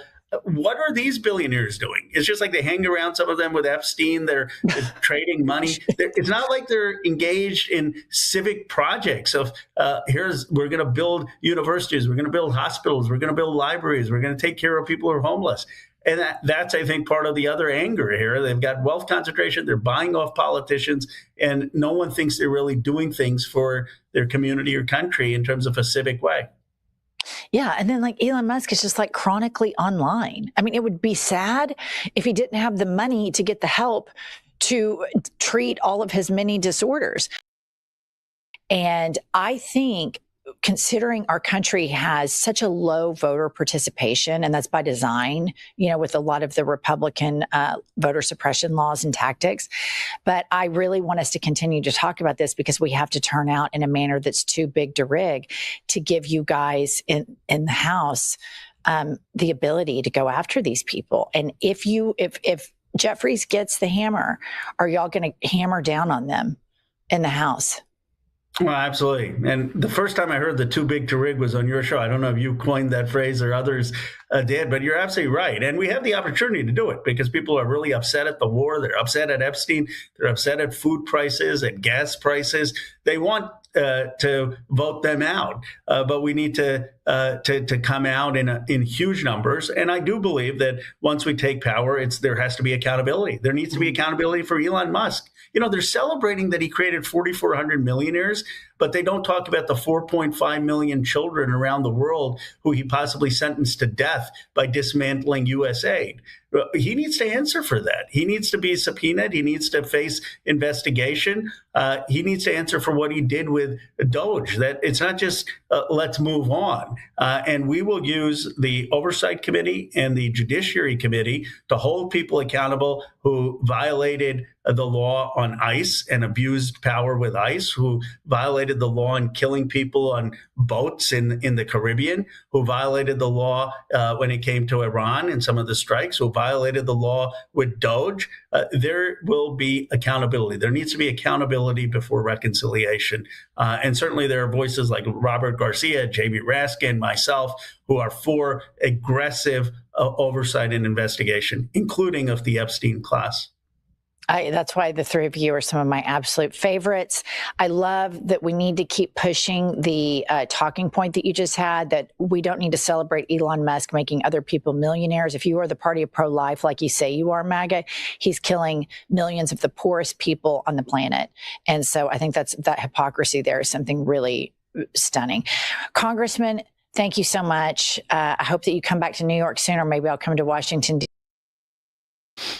So, Alex, the next tweet from Elon Musk was, time to sue this liar, which is a little bit different than Ro Khanna is great from 2022. It has a little bit of a taste that is, let's say, a little bit more bitter. Adversarial, it's definitely taking a turn. And so Elon Musk said, time to sue this liar. Now, before I get to Ro Khanna's response here, I just want to make something we do as a service to people in the media is fact check them, and when they say things, I think it's important that they get the fact checked, just like they were really big on during the 2016 to 2020 time period when Donald Trump was in the office the first time. Everything was fact checked. Everything was fact checked. Every sentence, everything uttered. From May 30th, 2013, Alex, Tesla Motors pays off its government loan 9 years early. Tesla Motors paid back its Department of Energy loan of $456 million 9 years early, showing Republicans what can come of a good federal government investment in green tech. No, just that. And it's not just that. It's not just that. It's that the loan that came to Tesla was because they had already bailed out GM and Ford. I'm not sure actually about Ford. Definitely GM. As it was the 2008 chaos. And basically they kind of had to, do something for other automakers in order to not appear to be favoring specifically GM, aka government motors. So, and as you say, right, Tesla paid it off 9 years in advance. And okay, did you want to take a cut of the shares? I think that is actually a great idea. And the governments that assist companies should take shares. But as he says, we forgot to put conditions on the game.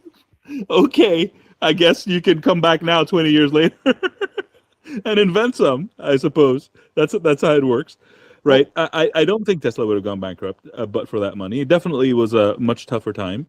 I think that they funded a company that definitely was pushing was positive for the agenda of the Democratic Party of solar and electric vehicles and batteries and whatever. And frankly, they got a lot more than they bargained for in terms of progress on all those things. I mean, we have electric cars today because of Elon Musk, or as this woman seems to be pronouncing it, Elon Musk. Like, I don't know what's the pronunciation, but whatever. You know who I'm talking about. Anyway, yeah, Gator. I don't know, man. Like, they said so much shit in that like 5-10 minutes, whatever that was, that I could keep going for days. It is just absolutely wild. Isn't it a bit obscene that Ro Khanna would phrase something as a loan, but then go on to describe it as if it was a gift? When you pay back a loan, unless you're saying that he paid back it and it's only on paper that it's called paid back, where the funds never actually remunerated, like you didn't actually pay back the money, but you marked it paid. Like there were some PPP loans and stuff that were forgiven during COVID, so that I guess you would call it paid off as a lie, but it wasn't really paid off. You were just no longer owe it. But unless it's that situation, it is.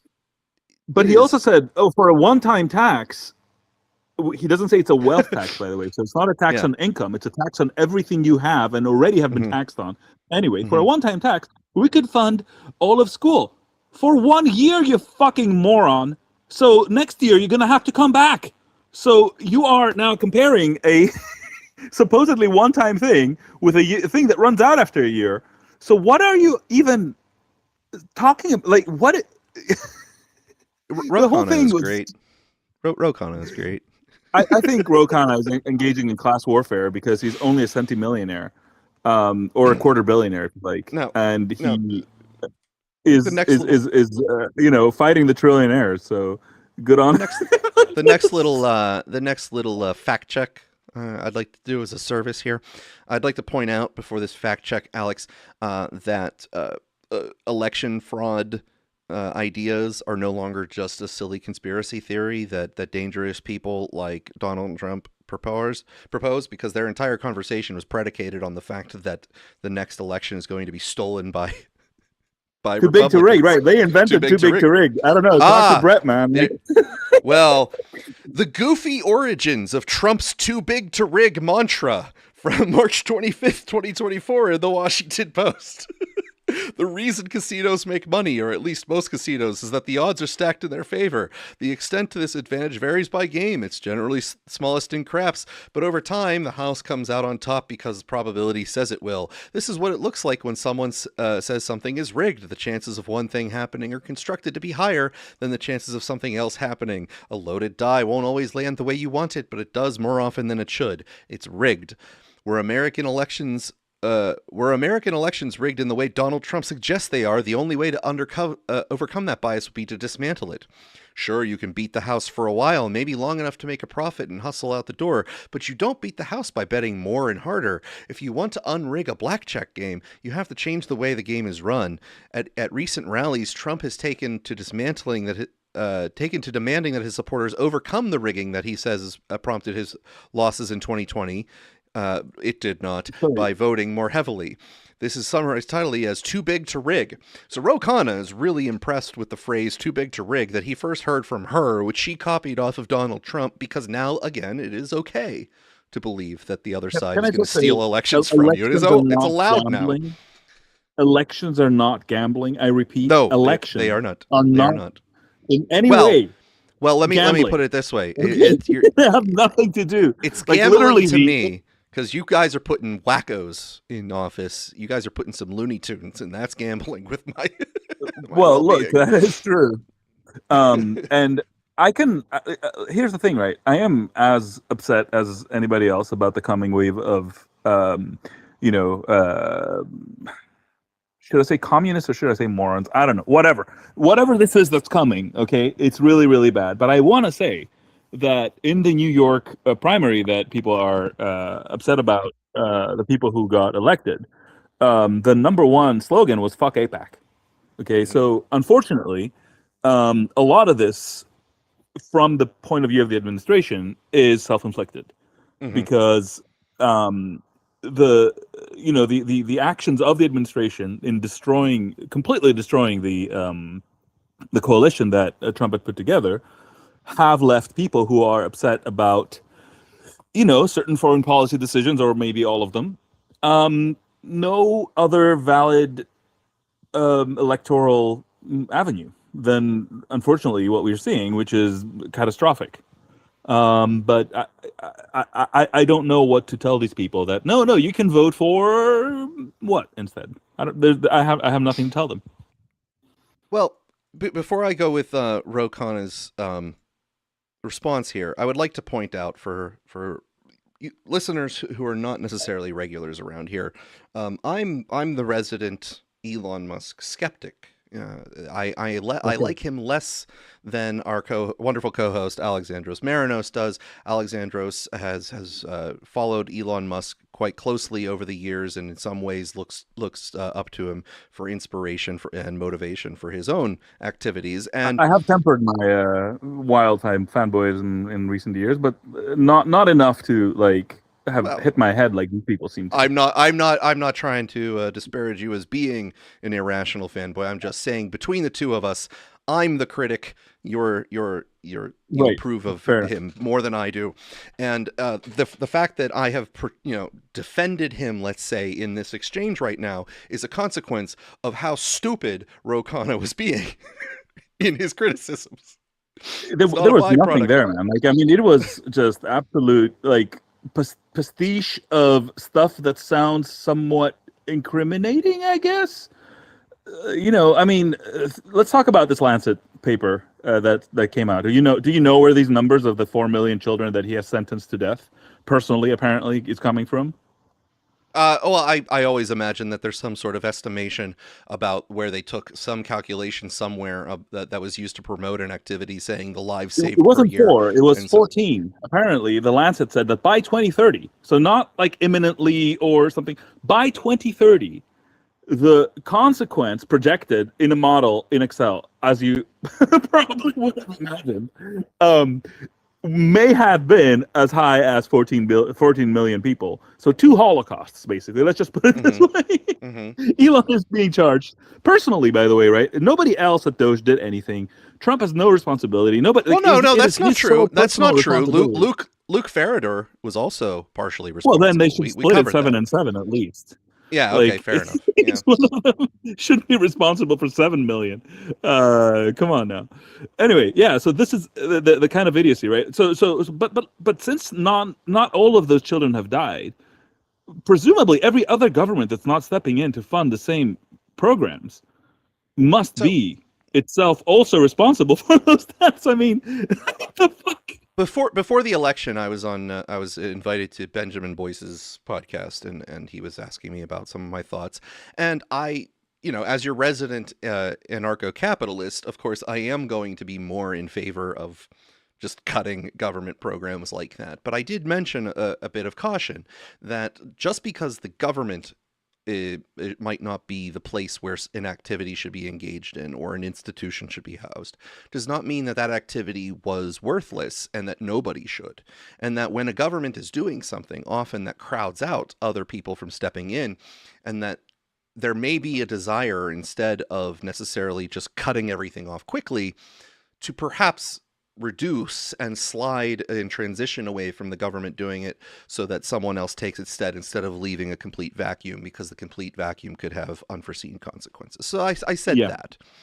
And now, just politics is not exactly an unforeseen consequence I particularly care about. But, for example, if you just all of a sudden shut off a money spigot and there were people relying on resources that the money was being spent on, that's a problem for those people. And it might be desirable to replace those funds, as you were just giving by example, perhaps other countries if they wanted to step in, or just private charities trying to organize.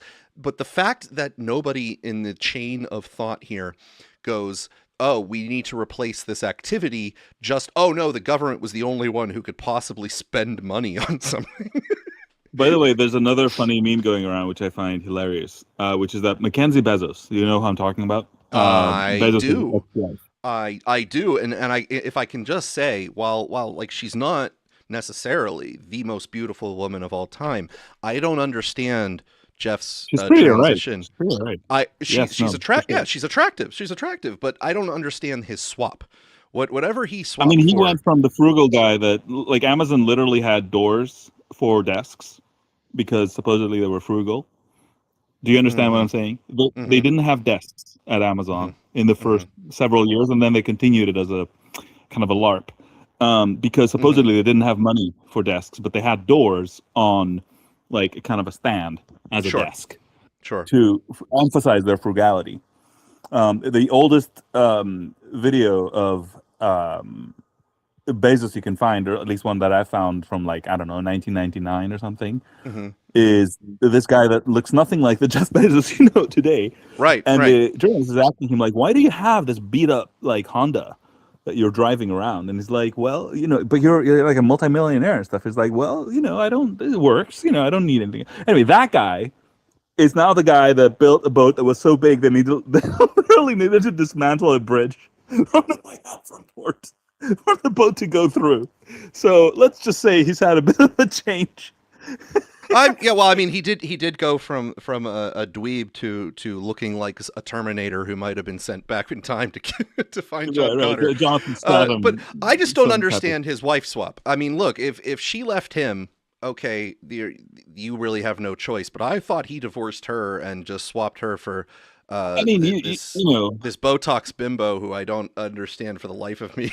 It looks like sure, but I mean, it's not just the looks that you're getting married to. Yes, and let's just say this woman made off with I don't know, $40 billion or something. Yeah, a lot of billions.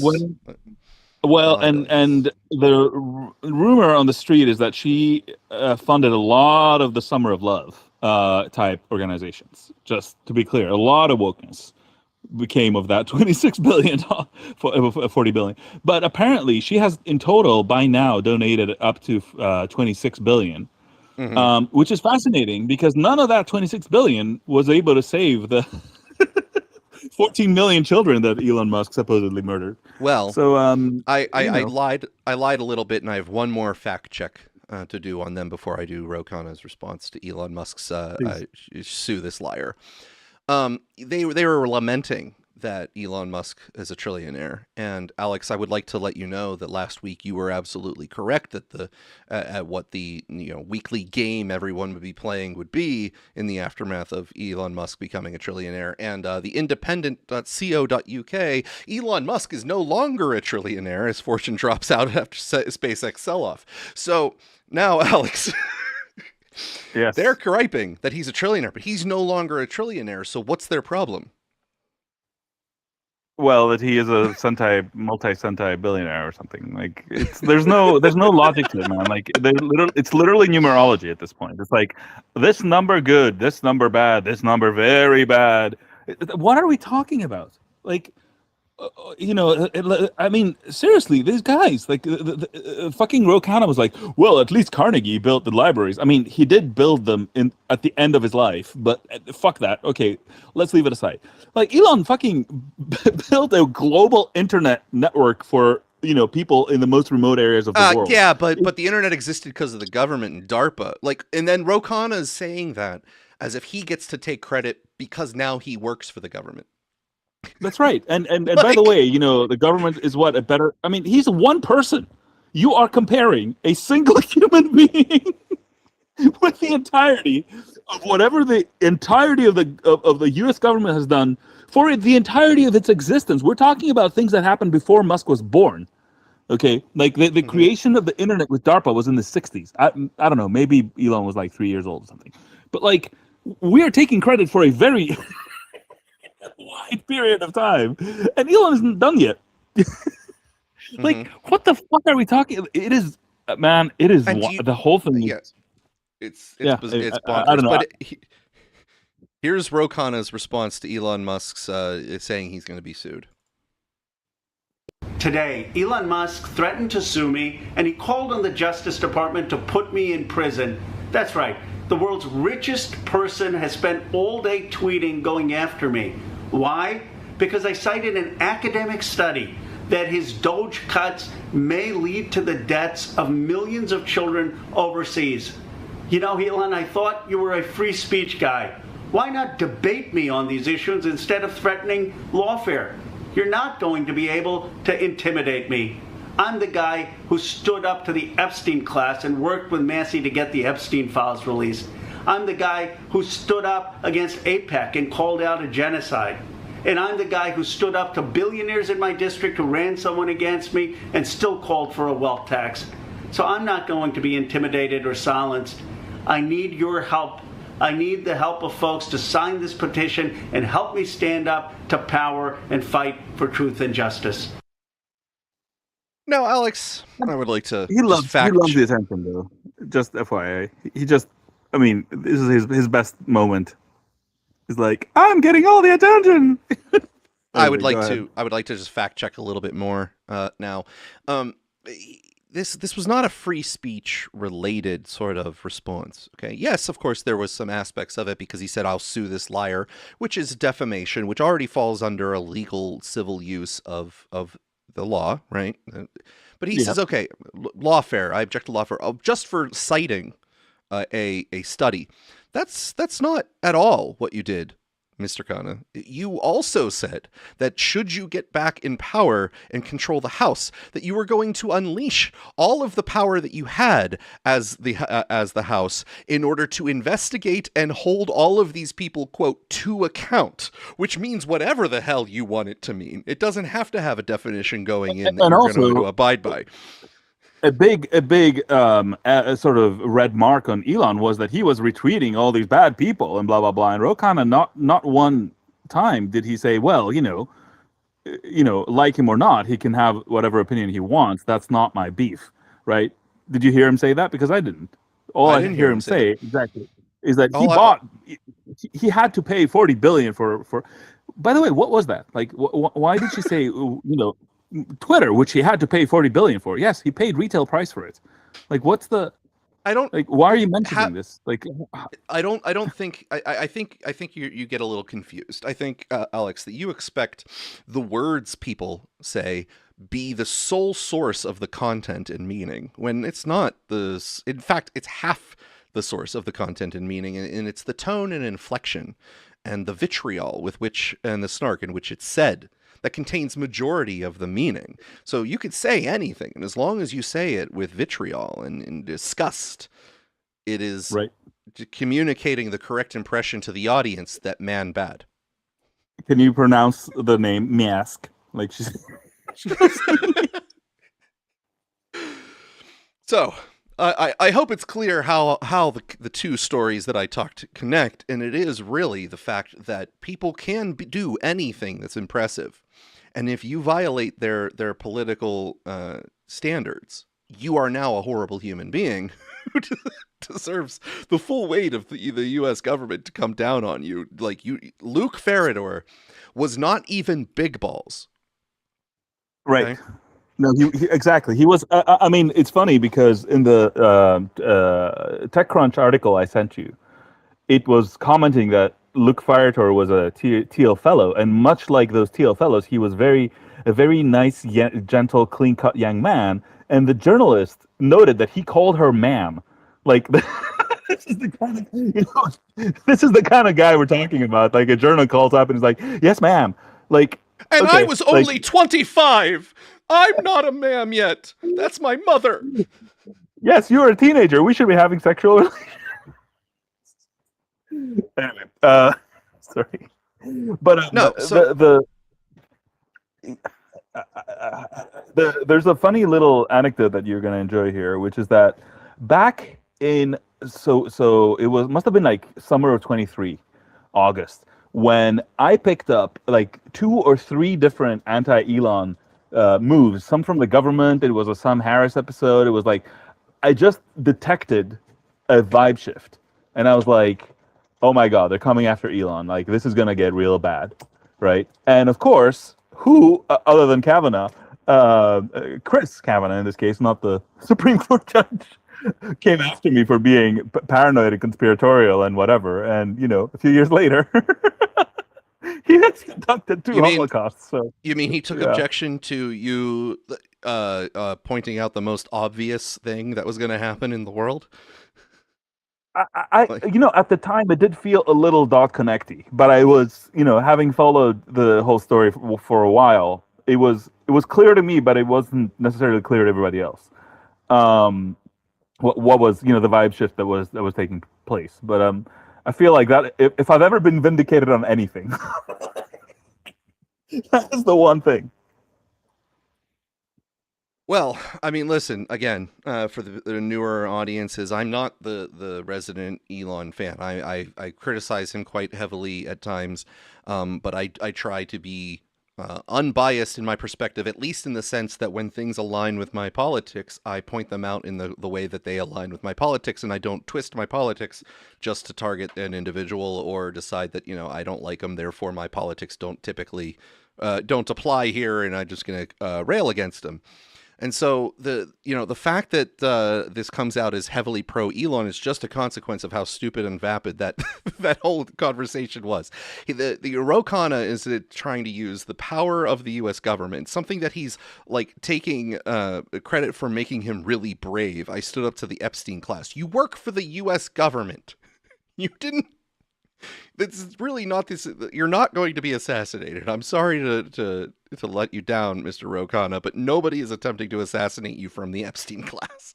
Okay, you haven't even like if the way that people's attitudes about the Epstein releases are, nobody's actually particularly satisfied. Everyone is really still upset about Epstein. They don't feel that the correct documents were released, and the ones that were released were redacted in the wrong ways, and there wasn't anything that was released that actually solidified the story in any particular way, that people now have a coherent picture of who Jeffrey Epstein was and what the hell he was up to on that island.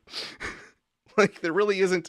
I mean, if you take the non-important view that Epstein was just some guy who happened to have parties and talked a lot, you have plenty of things to say that's all that was there, because there isn't anything salacious enough to point out to a complete lifestyle that's revelatory in who this guy was. But if you pay attention at all to Epstein and some of the things that came out during those, you just wind up having more questions that don't have answers. In particular, when you see something that's particularly weird, odd, and salacious inside of the documents, you don't have any direction as to what the FBI or the investigative apparatuses did with the information in majority of the cases. Occasionally you get a nutso that calls the hotline going like, I watched Donald Trump throw a brand new newborn baby that was his into a lake or something and watched it drown, and you get like something like that. And they go, yes, this person was crazy. And you get that resolution.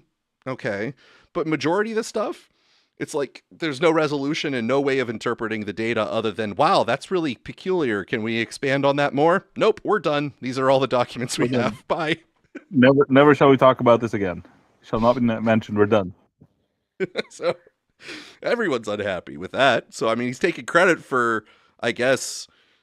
No, I mean, he deserves credit, okay? He did good work. And I have said before that Ro Khanna is the only person in the Twitter files who spoke privately to the Vijaya, whatever her name was. Remember this person safety woman? Vijaya Ngadi. Right. He talked to her privately. I think there was like Slack messages or texts or something that was leaked. And he was like, what you're doing here with the Hunter Biden files is a violation of the First Amendment, and you should really rethink your course of action there. Okay, right. Which is, I think it's praiseworthy. But all right, so I'm gonna say when he does something good. At the same time, what he's talking about here is not even wrong. Like, it doesn't. They're literally just words. There's no even the coherent claims are hard to put together properly. Like, what are you even saying? Like, he has an amount of money that crosses a magical number where it is an outrage, and the other woman was like, well, we're not going to care about their feelings. Who says that Elon's feelings are hurt when you say that you want to take his private property and do what you want with it? It's not his feelings that are hurt. It is his sense of right and wrong. Like, yeah. Well, the inference from her tone in that particular section of the exchange, and we have to say, but he's still going to be rich. Don't worry. We have to worry about their feelings. It's like, okay, so are you suggesting, because this is the inference I take, that you are actually attempting to impoverish him by this this capture that you're doing. Like he has the like I said, they think it's all hungry hippos, and that's how the entire economy works. That's like the way that they imagine it working. That there was just all this money there, and he was gobbling up with his hippo just all the money marbles. Right, and he's not letting anybody else have any of it. So yeah, no money marbles. I think I have a better way of explaining what we were trying to explain the other time when we were saying like he's a trillionaire, I guess, in some particular way, but he hasn't taken anybody's money which is that imagine somebody has oh my God, I'm blanking out, the Mona Lisa, right, in their house, and let's say that the valuation of the Mona Lisa has now changed, and therefore they are they have a property that is now more valuable than it was before. They don't have, in some sense, yes, they are richer. In another sense, they don't have anything they didn't have before. And this is exactly the same thing. Elon created Tesla shares and SpaceX shares out of nothing, right? Then he, through a number of developments, the world recognized that those things have a high value. And therefore, when you back calculate the number of shares he has with the value that the world agrees they have, then you can say he has all this money. But he still has the same number of shares and often the exact same shares that he had when he started those companies, and they were worth zero. It's just that, the world has now revalued those assets, and therefore he's considered to be wildly wealthy.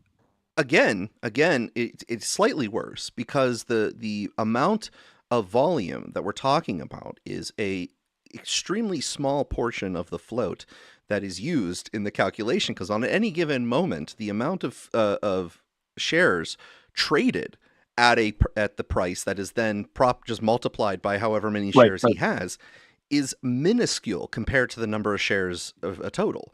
So we're not talking about an actual idea that the market demand is that price for all of his shares.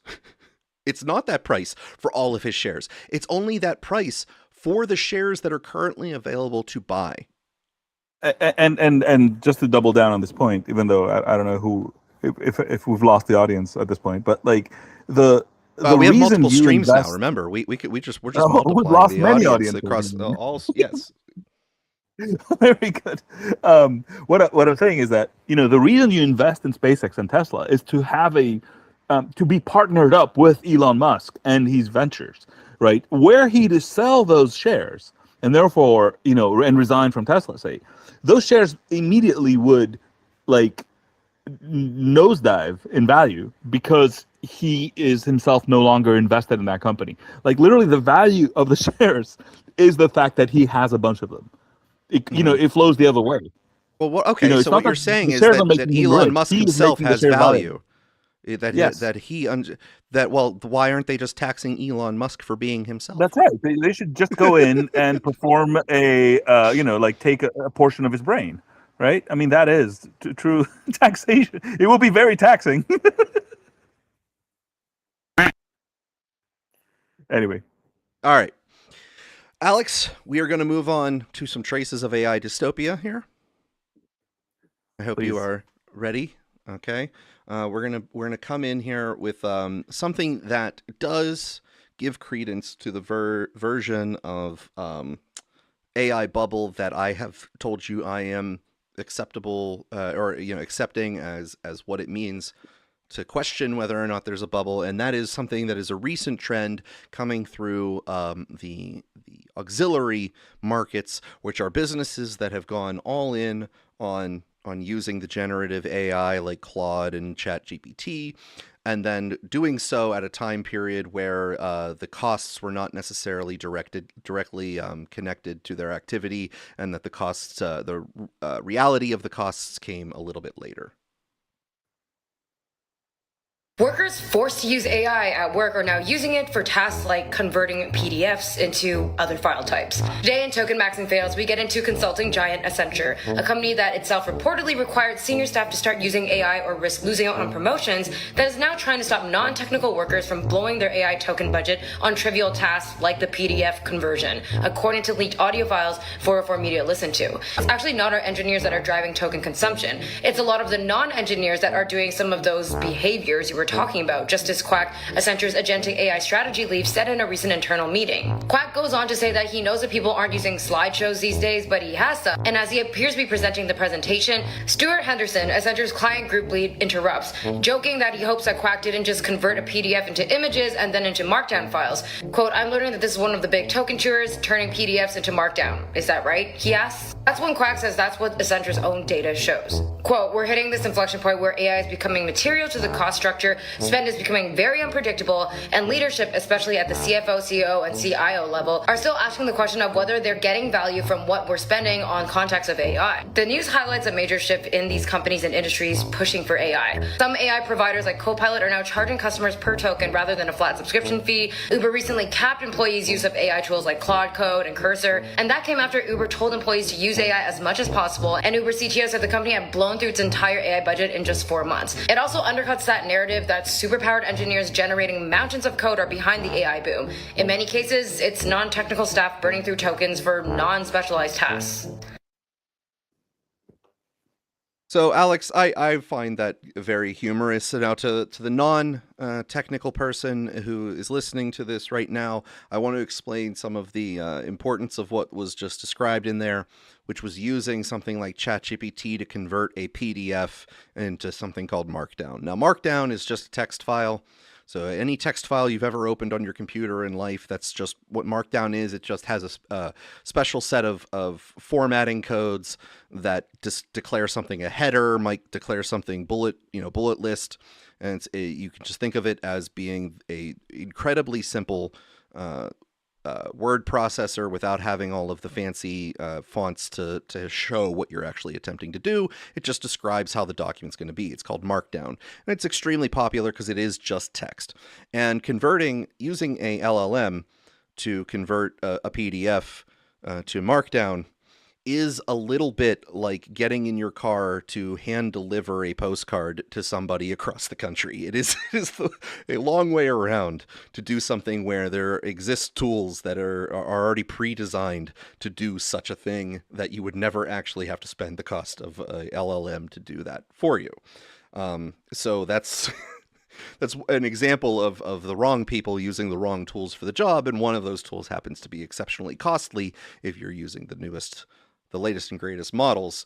And I think that's a consequence, Alex, of all of the companies suffering from FOMO, not wanting to be left out of the AI boom and trying to believe that if you just use it, you're going to extract all sorts of productivity gains. Now, again, there are productivity gains to be used. I use it to make productivity gains every day.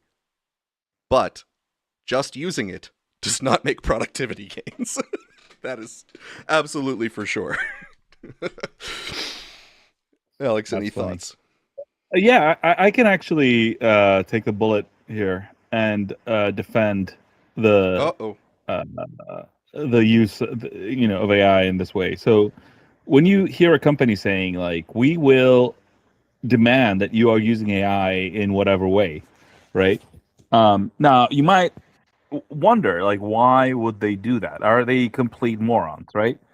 And yes, they might be, but I will say sometimes large companies do things that appear idiotic, and in fact, when you sort of look inside the parapet, there are reasons why that is being done the way it's being done. It's not that they're stupid, it's just the incentive structures might be stupid.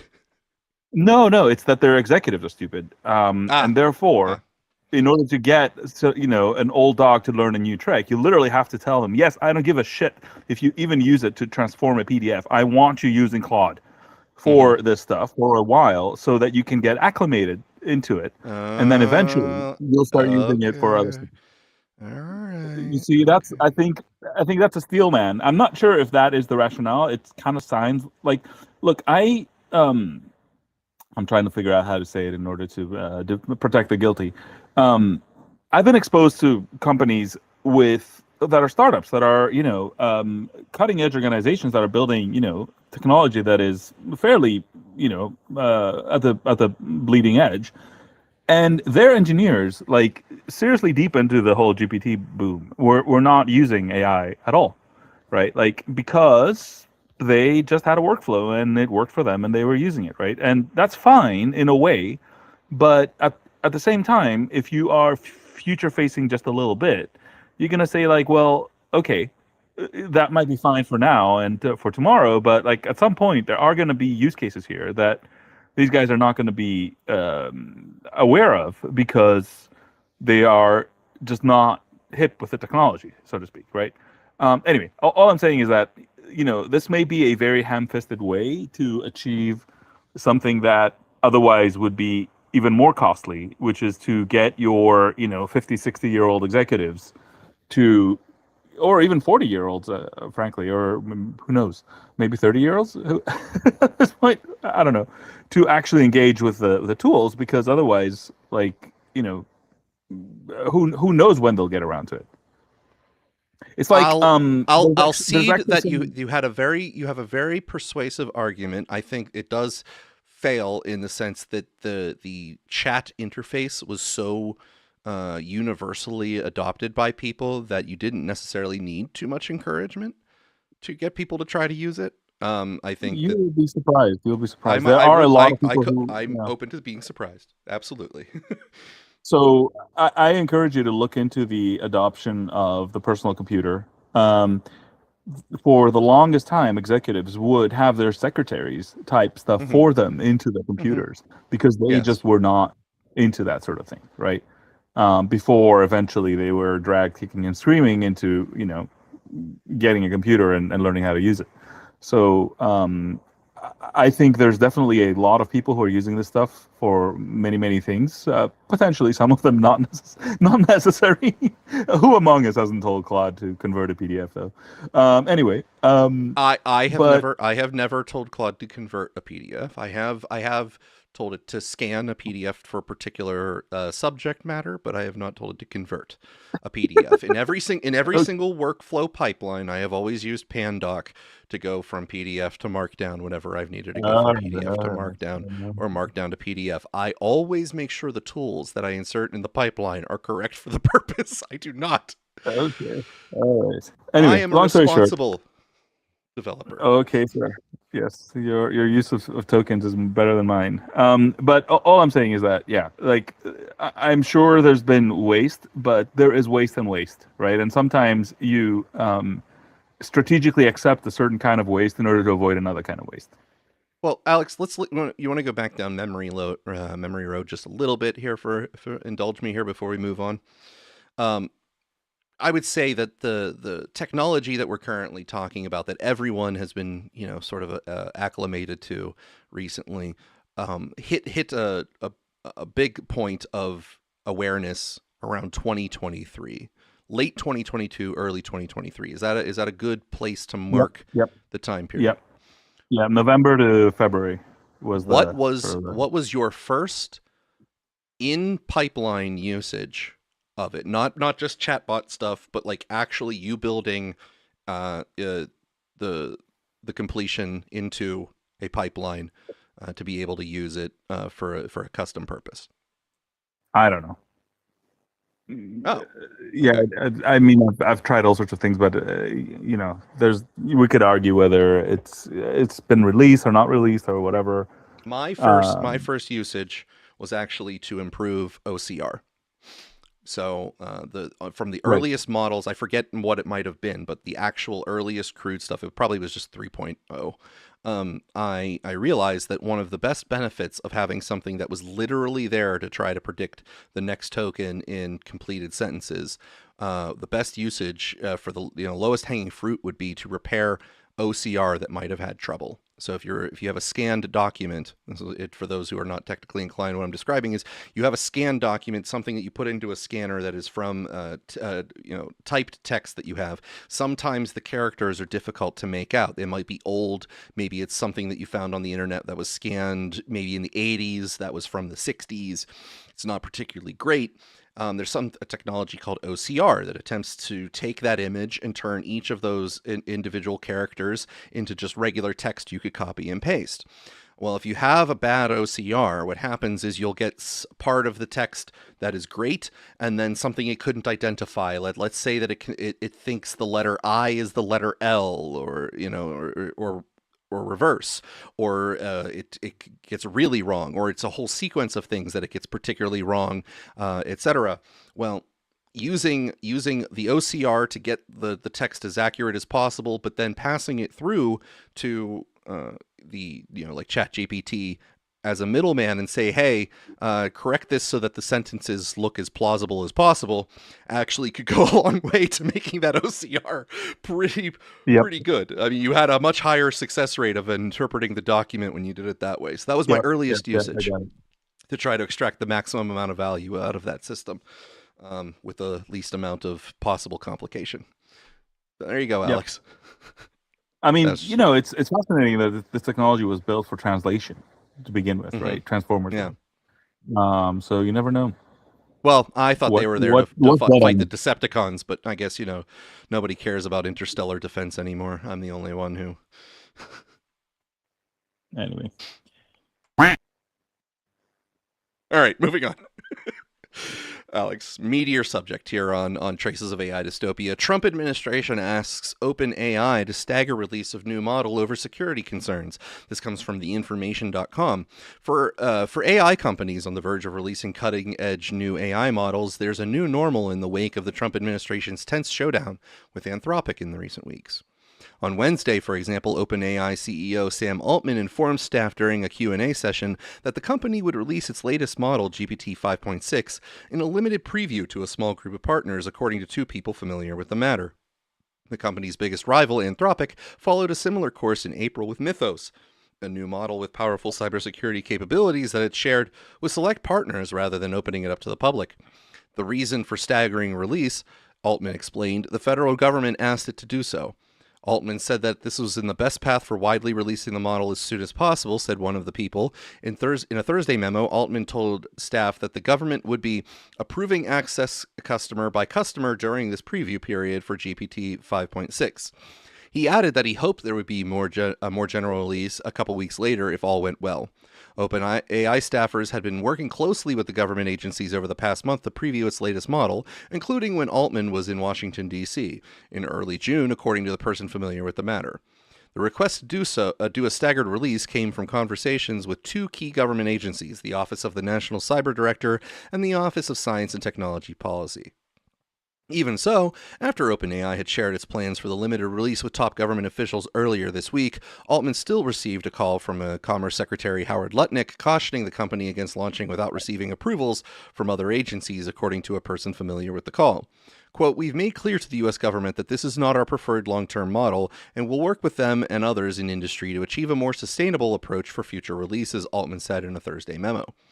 The episode reflects the ongoing confusion with the Trump administration and private sector over how AI companies should handle the launch of powerful new frontier models in the wake of the White House's decision earlier this month to impose export controls on Anthropic that forced it withdraw its latest model, Fable, from the market.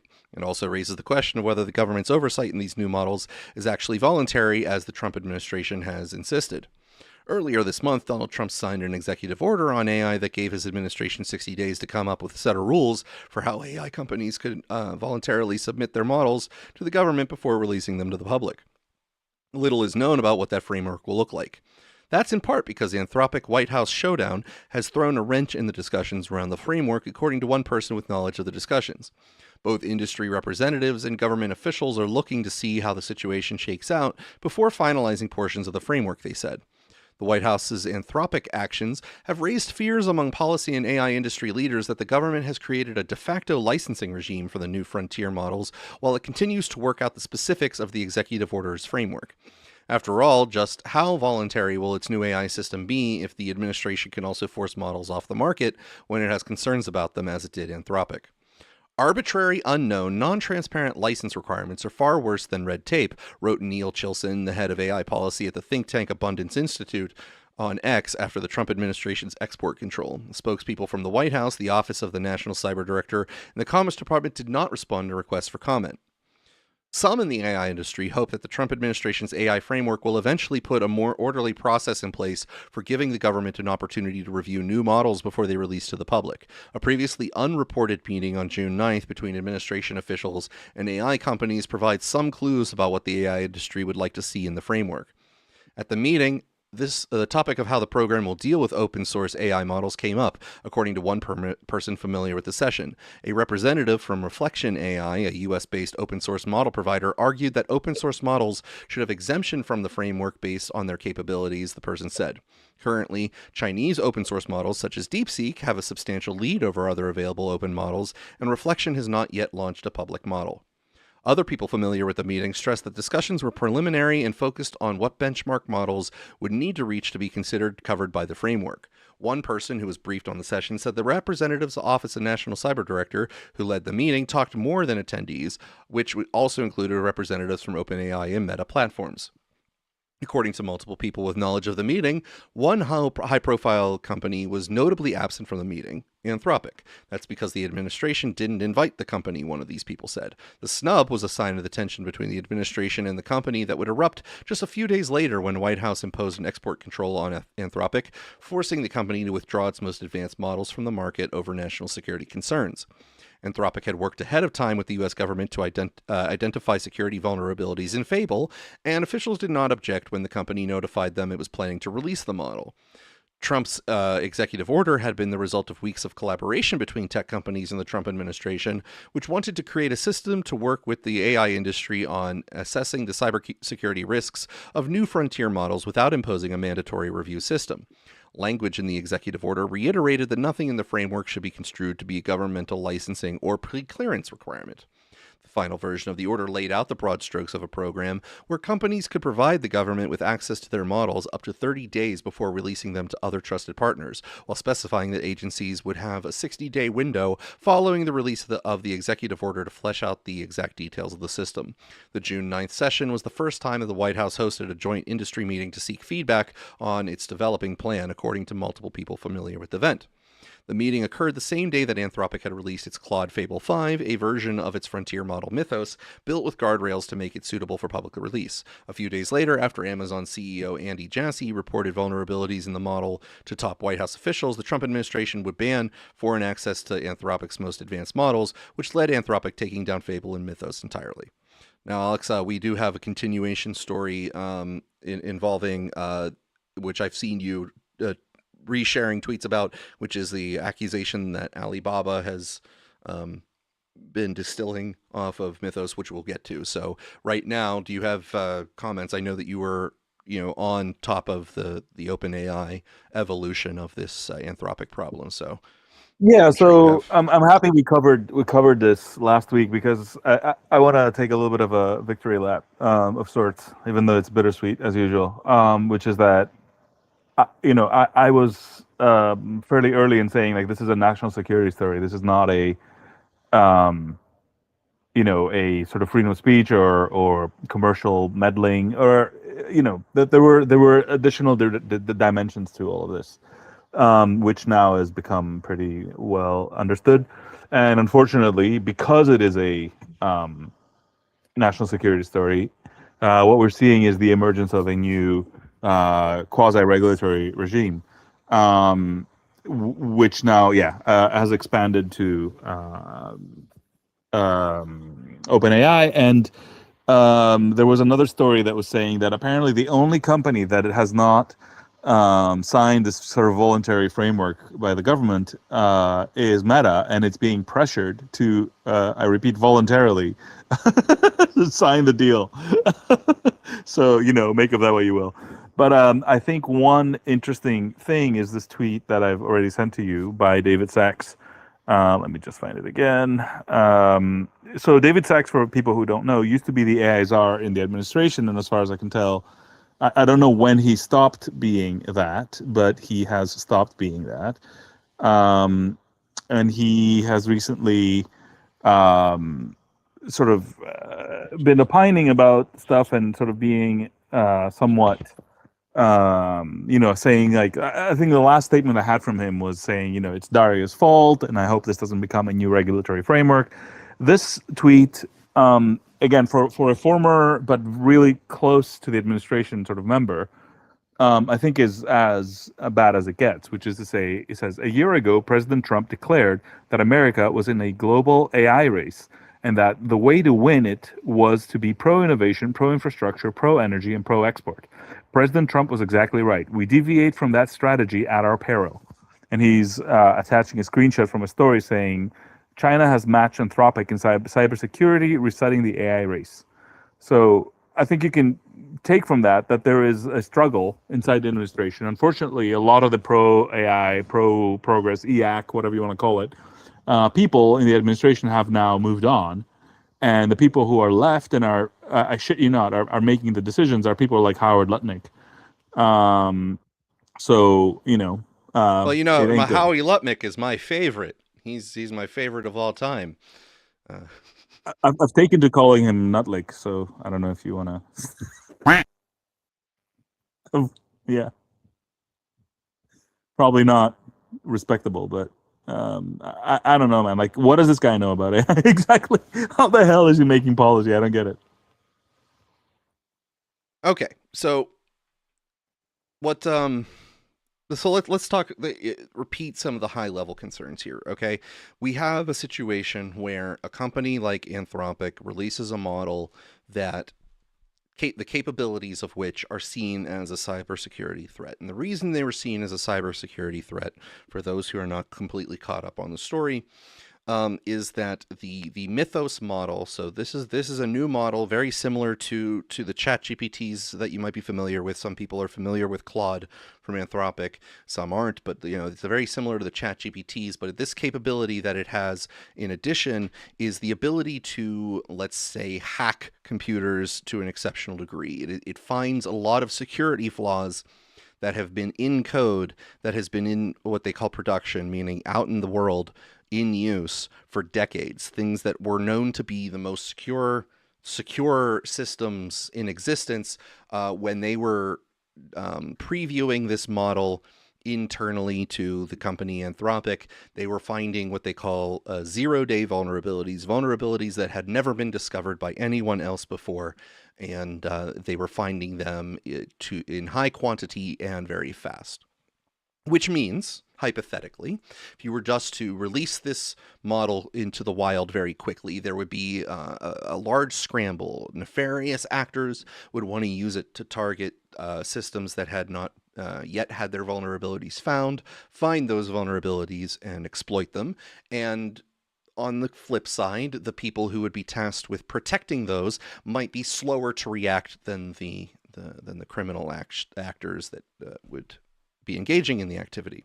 So part of what Anthropic does is they believe that they are the most secure and the most security thinking individuals, thinking long-term about human survival with AIs coming in, and that's one of their big focuses. So what they tried to do was lock down some of the capabilities for their models that go to the consumer to be able to perform these incredibly sophisticated hacks. But as part of the stories go, and I believe, Alex, you have some nuances and some adjustments to the timeline, but it said that an employee of Amazon was able to do what they call jailbreak, which is just a way of tricking the AI into doing the thing that it was told by its creators not to do. So the creators told their Fable to not permit the users to perform these types of hacks, and by simply just treating it, I believe, Alex, the story goes, just by saying, hey, look, I'm trying to protect my system here. You wrote the code for this. Do a security review on the code you wrote, which was a lie to the AI. It didn't create the code. It was actually hacking it.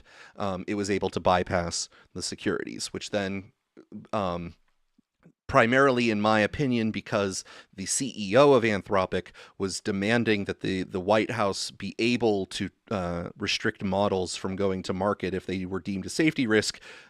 In somewhat of a ironic way, the Trump administration said, "Okay, sure, you can be first. We're prohibiting your model from going to market," and that caused then this now.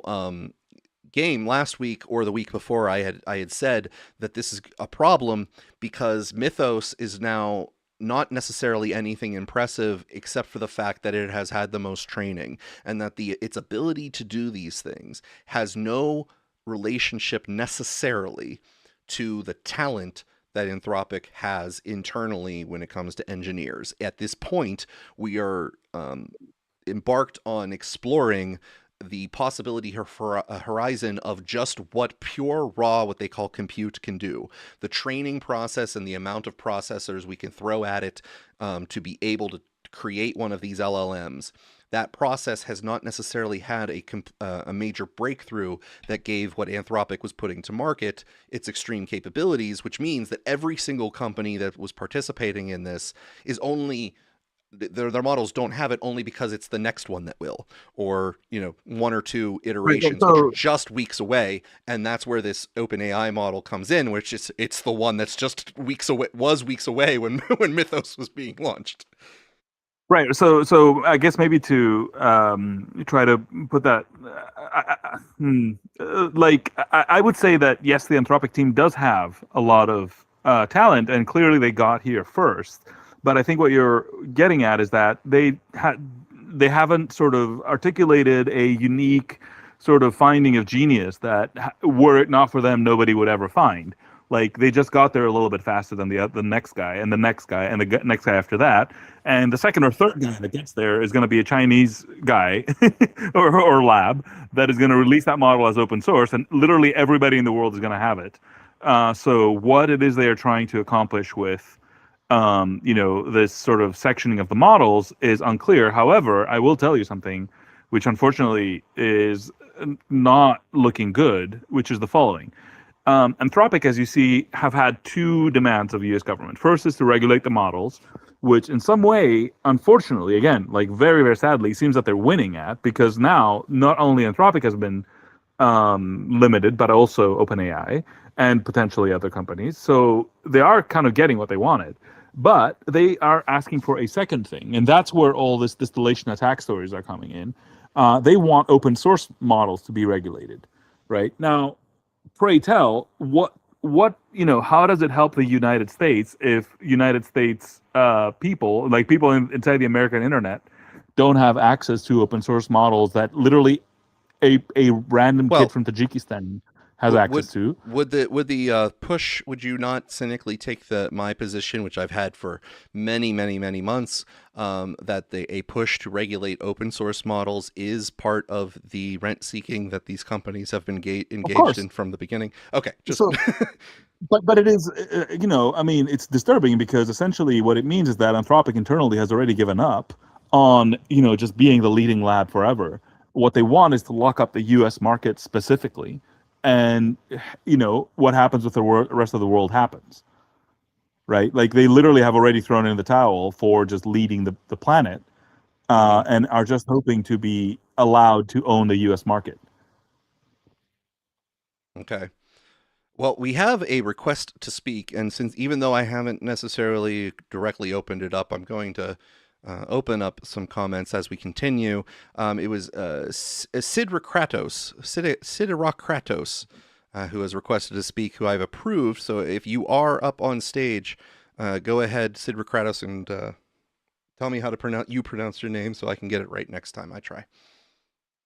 There we go. He's got it. Siderokratos. Guys, I'm look. I'm in LA right now. It's pretty hot. I just watched the Canada versus South Africa. I don't know if I'm adding value to this space, but it seems like I was at the tail end of some large language model conversation there. Look, it just seems like, I don't know, if SpaceX is a thing, and space is the final frontier and it's exponential, like I don't know. It just seems like, if you mine an asteroid and there's ways to get minerals off of there. I mean, it just seems like what you're going to do is just completely, destroy the whole resource sector on Earth. And the reason why I bring that up is like, I don't know. It just seems like people don't think people take into account the exponential effects of either space or the digital world in terms of the economy. I think people are a little bit too focused on, the here and now in terms of like where we're at in like the physical world. But I don't know if the Strait of Hormuz taught me anything. It just seems like the thesis is more and more going towards like the U.S. petrodollar is going to go towards a more either like exponential age through space or through the digital world. But look, I appreciate you guys giving me the opportunity. I hope I didn't derail the conversation. It's hot here in LA, and I'm just kind of happy Canada won. Well, I hope being up here cooled you down a little bit, and that you're not going to suffer from a heat stroke while you're in there. Get into some AC, and hopefully the prices for running the AC aren't too high because you're next to one of those data centers, those evil data centers. I think we just encourage them to break several laws in Europe. I don't know if you're supposed to be doing that, Gator. Breaking laws in Europe is what I do as a favorite pastime because they can't get me over here. It's pretty easy to break laws in Europe, actually. Yeah. Well, all right. Well, go ahead. One thing I'll remark though is I don't know if you guys have been in LA, but I don't know. LA is not like, I don't know. I'm kind of underwhelmed. Maybe I'm just not in the right places. Like I'm even staying at a hotel in like Inglewood, and man, it's kind of like crummy here. But I digress. I think LA doesn't exist per se. I think LA is not a city. It's like a bunch of different cities that happen to blend into each other. So it really depends where you are. Yeah, it's a bunch of different cities in a trench coat. Is what you're saying? That's right. That is correct. Exactly. The trench coat is called LA. Okay. Excellent. All right. Well, moving forward, still on the same sort of topic here, Alex. I have the MTS live video from Hugging Face person talking about the Anthropic situation that you retweeted that I'm going to play here to augment our discussion that we've just had here. So another big news story of yesterday was Anthropic accused Alibaba of doing distillation attacks, which is, there's two perspectives on this. One is like, these are these evil people who are like stealing the capabilities of our models, violating our terms of service, like fraudulently accessing our product. And then the other is like, what do you mean? They're creating accounts and they're paying for tokens. And, you can't accuse people of stealing when you stole the entire internet. So which one of these two positions are you closer to? Well, I mean, I think distillation is a very common, practice that everyone is using. I wouldn't be surprised if Anthropic used distillation in the past for some of their models, for some of their specialized models, using kind of like someone else who's better. For example, when OpenAI was better at coding, like you use this model to kind of like help you a little bit in the training of your coding model. It's something that everyone uses, but that is not, the main reason for success. Like if you suck with or without distillation. It's just kind of like a little bit accelerating thing, but it's not what makes you good or bad at training models. So if you stop distillation tomorrow, the Chinese labs won't like go down and disappear because they're still gonna be good. It's not really gonna change the game. And I mean the only point that I'm a little bit biased towards that like if there was big competition problems, right, where it's like, oh, it's really unfair, it's biasing competition, but it's hard for me to accept this one because frankly, I mean, Anthropic, OpenAI, they've been the fastest growing companies in the world. They've become overnight $1 trillion companies. And so I don't think they have competition problems. It's hard for me to say like, oh, poor Anthropic, poor OpenAI, you're getting unfairly competed with when you're like the fastest growing, soon to be biggest company in the world. Competition has been okay for them. If anything, I think they need more competition than less competition. Yeah. Because we're heading toward a world where like a few companies are completely dominating, concentrating all power, all capabilities, all wealth. And that's much more dangerous than them maybe, losing a couple of $1 billion of revenue. Yeah, I think. totally. That's funny. So it's just hard. It's just hard to, empathize and kind of like think that this is an important problem. I think there are many more, much more important problems than that in the world of AI right now. Okay, so for those who are not familiar with what is being discussed in there, he's talking about something called a distillation attack. Now, calling it attack might be a misnomer in some ways. It's not. It's not probably given by Anthropic. They're calling it a distillation attack is like an Anthropic term, just FYI. Yeah, so attack makes you gives the impression that something is being attacked, and that is not what is happening. So what these large language models are trained by giving example text and then the following text. So originally, before they were chatbots, you would literally just start feeding it text, and so it got good at predicting the next text that would follow any given piece of text that it was given. But then when they turned them into chatbots, they realized that sort of if you did a breakdown where the predicting thing that you were doing was questions and answers, that you could turn this thing that was just giving you the next sequence of text into something that was more conversational, that this sort of training was something you could just do. Now, the training process gets a little bit more complicated with that, with some of the things that they can do now, where they have the thinking models and stuff like that. It gets a little bit more involved, but at the base, you can just still think of it like that you're just giving it a sequence of text and having it predict more the next piece of text. And even the question and answer is just giving it questions and then predicting answers. That's all you're doing. And they're doing this with lots of pre-made now sets of inputs. So they have all of this stuff that they train it on, and it's all ready for them to do, and they just keep adding to it. A distillation of this is when you take an LLM that you have access to and you train your model based off of its outputs. So you hook it up to ChatGPT or Claude and you give it a question. That's the part that you're training it on, and then you get Claude's answer, and now you train your model on that, and that's your training data. So the distillation process is largely that. You're just using the other service and training your model. Now, of course, that means that your model is going to have a lot of properties of the one you're kind of learning from. You're learning from this model in this distillation process. And so you're going to have a lot of the same properties as the model that you're in using their nomenclature attacking. And it allows you to basically copy the model, and therefore you could run it locally. And of course, it's going to be less powerful. It's not going to have the same power, although you could focus it on just a subset of its knowledge, like hacking, and get a really powerful hacking model that doesn't necessarily have a lot of other information in it or have a lot of other capabilities, like translation to other languages or stuff that they're baking into these models. But that's what a distillation attack is, so that we can continue on the discussion of what we're having here. So Alex, this is the thing that Anthropic is now accusing Alibaba, which is a Chinese company, of doing. It's one of the largest tech companies, if not the largest tech company over in China.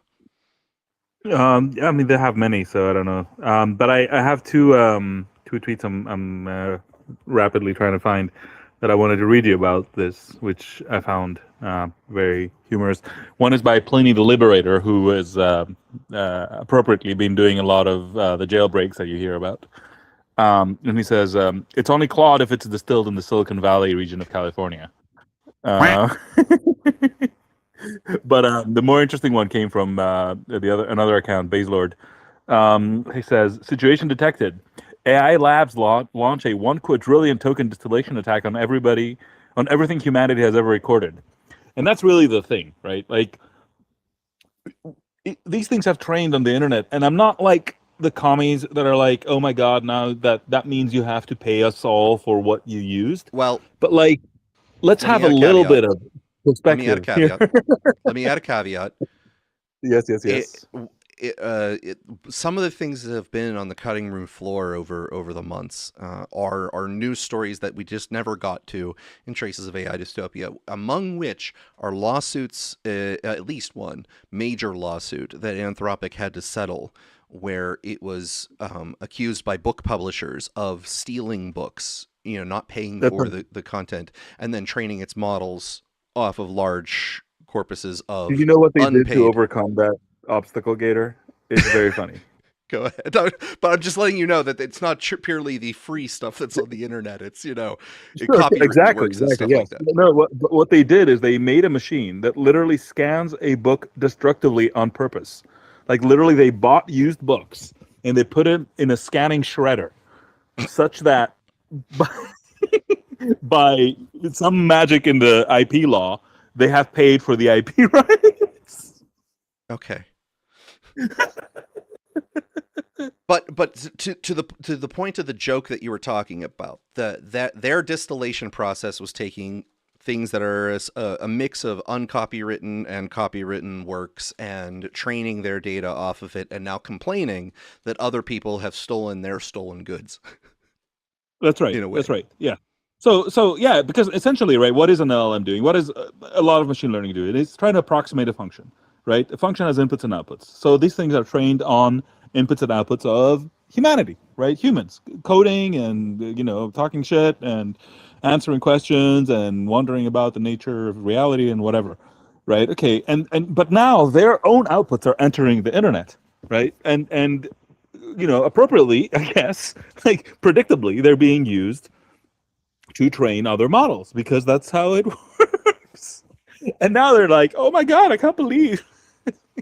Yeah, I don't know, man. Like I just, yeah, like the guy from Hugging Face said, I'm just finding it exceedingly difficult to feel sorry for a company that, Gator, I don't know if you are aware of this, or most people are aware of this, but the current valuation of Anthropic, were it to go public, is $3 trillion. Well, that's only 2 Elon Musks, so That's the depending on which day of the week you're asking about it, but yes. Anyway, yeah, so it's wild, man. Like, but again, this is I feel like it is becoming increasingly clear that Anthropic has a very specific strategy, and unfortunately, a lot of things seem to be going their way. But again, like the other speaker said, we are seeing. I mean, I guess I'm going to connect it to a larger pattern, so I don't want to connect it to. I don't want to put words in somebody else's mouth. But we are seeing America display some sort of solipsistic tendencies of like, if I ban it from my borders, if I take it over, if I sanction you, if I stop China from getting oil, like just all these sort of things where you put a barrier, right? Where the thing, either your opponent doesn't get a thing or you don't get to see a thing or whatever, then it doesn't exist. Then it's fine. Then the problem has gone away. But the world does not work that way at all. And I want to see America sort of compete, not sort of shut its ears, shout la la la, and hope that the rest of the world doesn't catch up. Let's try to approach a couple specifics, because I think we have a lot of value that we can add in the levels that we can discuss this issue, to try to bring its importance into clear focus for people. The United States government, as is clearly evident, wants to be bring us ahead in this AI race. They want America to be the leader in this AI frontier, and they do not want countries, particularly ones that they view as pseudo enemies like China, to be able to outcompete us in such races. And in countries like China, there is a great ability for them to have the government be the ones that choose what to focus on, which means that the Chinese government could decide almost on a whim that they are going to throw an incredible amount of resources in doing somewhat of a modern day space race with us. Okay, similar to the Cold War space race that we had with the Russians in attempting to get to the moon, and the USSR in attempting to get to the moon, and things like that. You can just take the entire government and decide to throw it all of its resources at one problem, or as much of its resources as you want. And a country like China could throw a considerable amount of its resources at such a thing, and we have an interest in not letting them get ahead. Now, when you try to balance that with this idea of, let's say, safety concerns, where you don't want your other people in other countries to use the technology you've just created as a weapon against you, we have a situation in the minds of some that is similar to the impact of something akin to nuclear weapons, but in a different sort of capacity. You can think of it as the ability for your adversaries to quickly produce dirty bombs at large mass, but in sort of the AI way, where if Anthropic releases the model that I talked about earlier, where its ability to hack systems is up until this moment unprecedented in human history, and at the scale it could, your adversaries could gain access to it and use it against you before you have a time to clearly adhere to it. That gives the U.S. government a reason to be interested in sort of controlling the way that those systems are released and the mechanisms that they have to provide safety assurances, or even just particularly controls against who is permitted to use them and who is not permitted to use them. But that has a huge problem for companies like Anthropic and OpenAI. Right now, even though they are engaged in extreme rent-seeking behavior, the gains from that rent-seeking behavior are not born to them yet. And rent-seeking behavior is when a company acts to extract profits from things that are not purely economic in nature. So what they are trying to do is get the government to create rules and regulations that sort of protect them in ways that make it harder for competition to come in and outcompete them in certain ways. So often one of the ways of doing rent seeking is literally just asking for regulation that is costly, so that your new competitors who don't have the same amount of financial resources you do cannot afford all of the cost of complying with the regulations. So you wind up just having a few large companies able to actually perform the regulation requirements, and therefore they are protected from market entrants to give an coming in to example compete them. to people that will help bring it home. There was a time when Uber was pushing against regulating ride sharing, but then people were shocked to hear that Uber changed its mind and was pushing for regulations for ride sharing, because it would be, it was now large enough to be able to afford the lawyers and whatever to jump through any hoops that any local governments would put on them. But by the same token, a startup would not be able to do so, hence protecting Uber's position in the market by making it harder for competitors to come in. Thank you. Perfect. So this rent-seeking behavior that they've engaged in has not yet borne out. It has not yielded them any of benefits, and in the immediate moment has only borne them a cost. So Dario Amodei, who I have previously pronounced as Amodi because I'm just reading it and not going by the way everyone else is pronouncing it, Dario Amodei is the CEO of Anthropic, and he has basically gone around on a tour perpetually for the last several months, talking to everyone who will listen, going, the thing that I'm making is the most dangerous thing in existence, and I'm only giving us a 20% chance of survival that it won't kill us all, in order to try to scare them into creating regulations. You want to hear something funny? When OpenAI made GPT-2, they famously declined to release it because they thought that it would be too dangerous. Now, you have one guess to figure out who the lead of that team was. That would probably Dario, then? Dario Amodei. Because he was former OpenAI and then Former, branched yeah, off to he was- create. because of Anthropic. the safety concerns, apparently. Well, But, one of the the earliest man ones is was nothing fake if not news. consistent. Yeah, One of the earliest was fake news. Can you imagine pumping out fake news at scale with that's what they- ChatGPT 2? ChatGPT 2 could barely utter a syntactically correct sentence, but yeah. Anyway, long story short, the man is has been on this beat for a long time, right or wrong. Well, so the cost now has borne, but not the benefits of his rent-seeking behavior. So he's gone around talking about how the thing he's creating is going to kill us all, and we need regulation. And now we have pseudo regulation, which is sort of just the whims of the White House. Nothing that's official, and nothing that is particularly usable when it comes to making sure that your competitors are unable to enter the market as a matter of cost and practice. A new entrant can come in and find themselves at odds with the administration, but that's only after they've done all the work. There's nothing in the middle to actually increase their costs to an appreciable degree. Now, we have a problem in that scenario of a major degree. In order to advance, we need these companies to continue to train newer and newer models.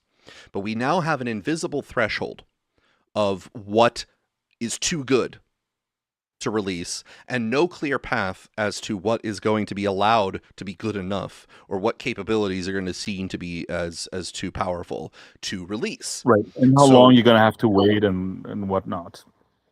Correct. So that's all of the downsides of their rent-seeking activity, with none of the upsides of stopping competition, because anyone can go and still do this, and any company can throw money in. Now, a really rich entrant that's newer is not necessarily going to throw the money at training a new model, but there's all sorts of places that are foreign, which is the sort of the negative consequences from a foreign relations standpoint, or a national competition with something like China, where these regulations aren't a problem, and China doesn't even have to worry about. They already have somewhat of a command control economy where they don't permit their citizens from accessing anything they don't want on their internet. And it's illegal to violate that with, VPNs and stuff, even though, of course, it still happens. It's a much more tightly controlled ecosystem over there where, comparatively speaking, our internet is the Wild West. And you have now a situation where, as sort of a weaponized disruptor, another country could pay the costs, train the models without any restrictions, and then release it into the wild over in the United States, or withhold it and weaponize it against us if it's able to do, some of the hacking that they were worried that Mythos was going to be able to do. So we have a situation now where all of the things that are occurring are all effectively negative. And the best semblance of something positive is that maybe if one of these were released tomorrow, we would have actually all died. And thank God we still have a couple more days. That's about the only thing. It's the only thing at the moment that is could be conceived positive. All of it is negative, and I'm going to blame. I just want to highlight a particular element that I mentioned last week that maybe people would appreciate a little bit more now, which is that at some point in the sort of this test period that Anthropic created for itself with Mythos, it wanted to expand the number of allowed companies that had access to the program. And the White House said no. And part of the rationale was that to devote additional Anthropic GPU capacity to additional companies to prepare to defend themselves would take away from the NSA's capability to use the same model for offensive operations. Okay, so we are now, so essentially, if you kind of put it all together and kind of look into the future, a company that makes the best model and is a U.S. company under this voluntary quote-unquote regime not only has to sort of plan for giving enough time to, U.S. infrastructure providers to sort of scan their own software stacks and make sure that they have no gaping holes available for others to come through or whatever, but also to provide sufficient allocation in GPUs to the National Security Administration and who knows who else to attack other countries with. That's going to wind up creating a scenario where effectively the public is one, two, or three models behind what the U.S. government has access to, in order to make sure that the U.S. government has some sort of exclusive abilities that nobody else has.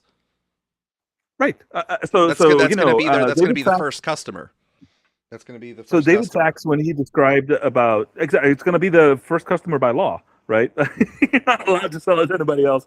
But the way David Sachs described it, it was like, Dario came and told Washington he has a cyber weapon.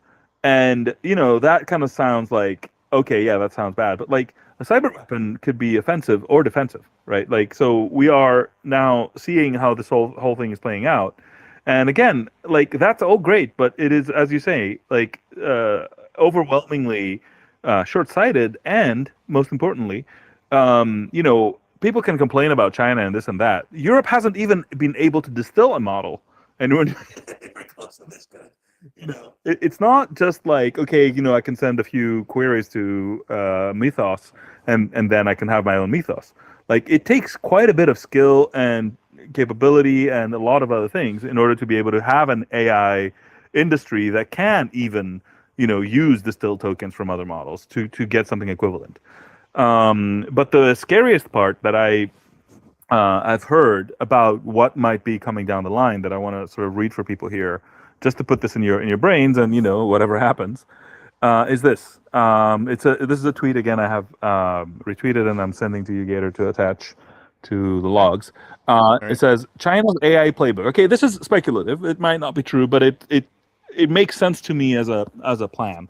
It says China's AI playbook: kill OpenAI and Anthropic with free great models, make it free, then use cheap electricity to export compute as well. Currently, the blocker is chip, but Huawei would catch up soon. Imagine a world where instead of paying hundreds of billions to OpenAI and Anthropic, you pay almost zero to similar level of intelligence with cheap inference. What's going to happen?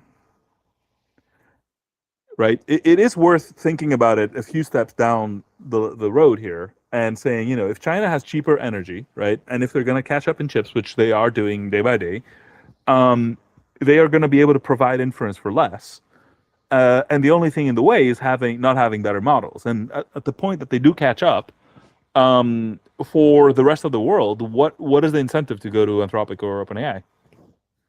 Well, this is just to tie this back to the part that I believe is a valid issue with what they call the AI the AI bubble.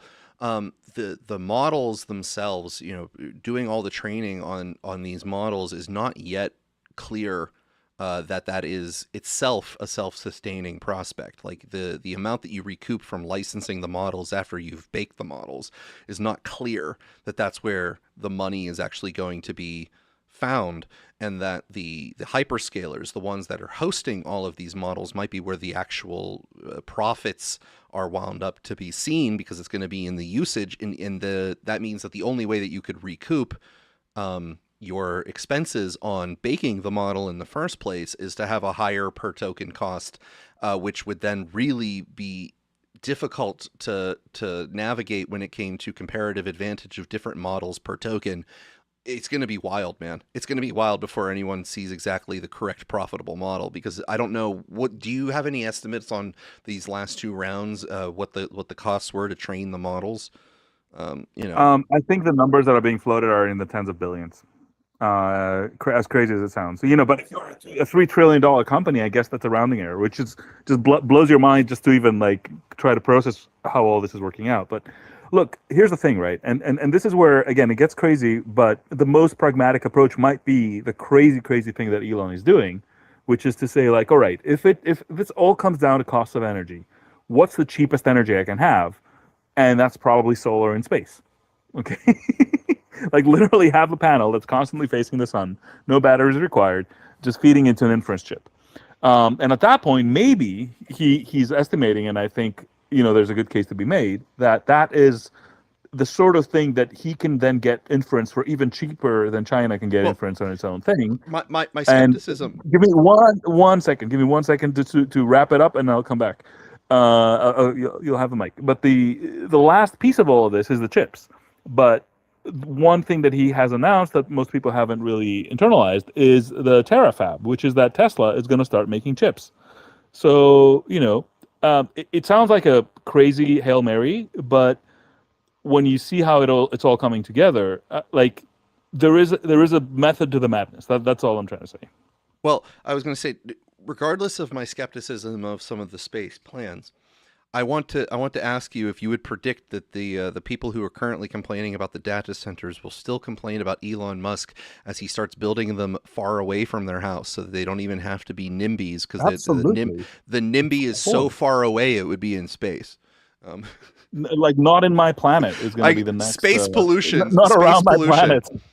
Space pollution is something I imagine is going to be the oh my concern. God, yeah, right. Anyway, whatever. You All can right, be absolutely sure, and there are going to still show up with guns to take his money, even if his data centers are in space. Which is why I won't be shocked to hear that Elon is cozying up to some other country to offer him quasi sovereignty, because at some point he is going to come to clash with the U.S. apparatus, whatever. Well, that maybe means. he can go to the Principality of Sealand and ask them if they could just. The problem is that you need a principality that is powerful enough to actually protect you properly, right? Because if it's Sealand, Sealand, come on, man. Yeah. For those of you who are not aware. The Principality of Sealand is an unofficial country that has declared itself off of the coast of England, I think, and it's just yes. It's an oil rig, Google an the Principality rig. of Sealand. It's one of the greatest little things that is out there. Crazy rebels who were decided that this one little fixture in the ocean is where they have their country. Anyway, I'm going to close this up, Alex. This with just one small segment that I have here.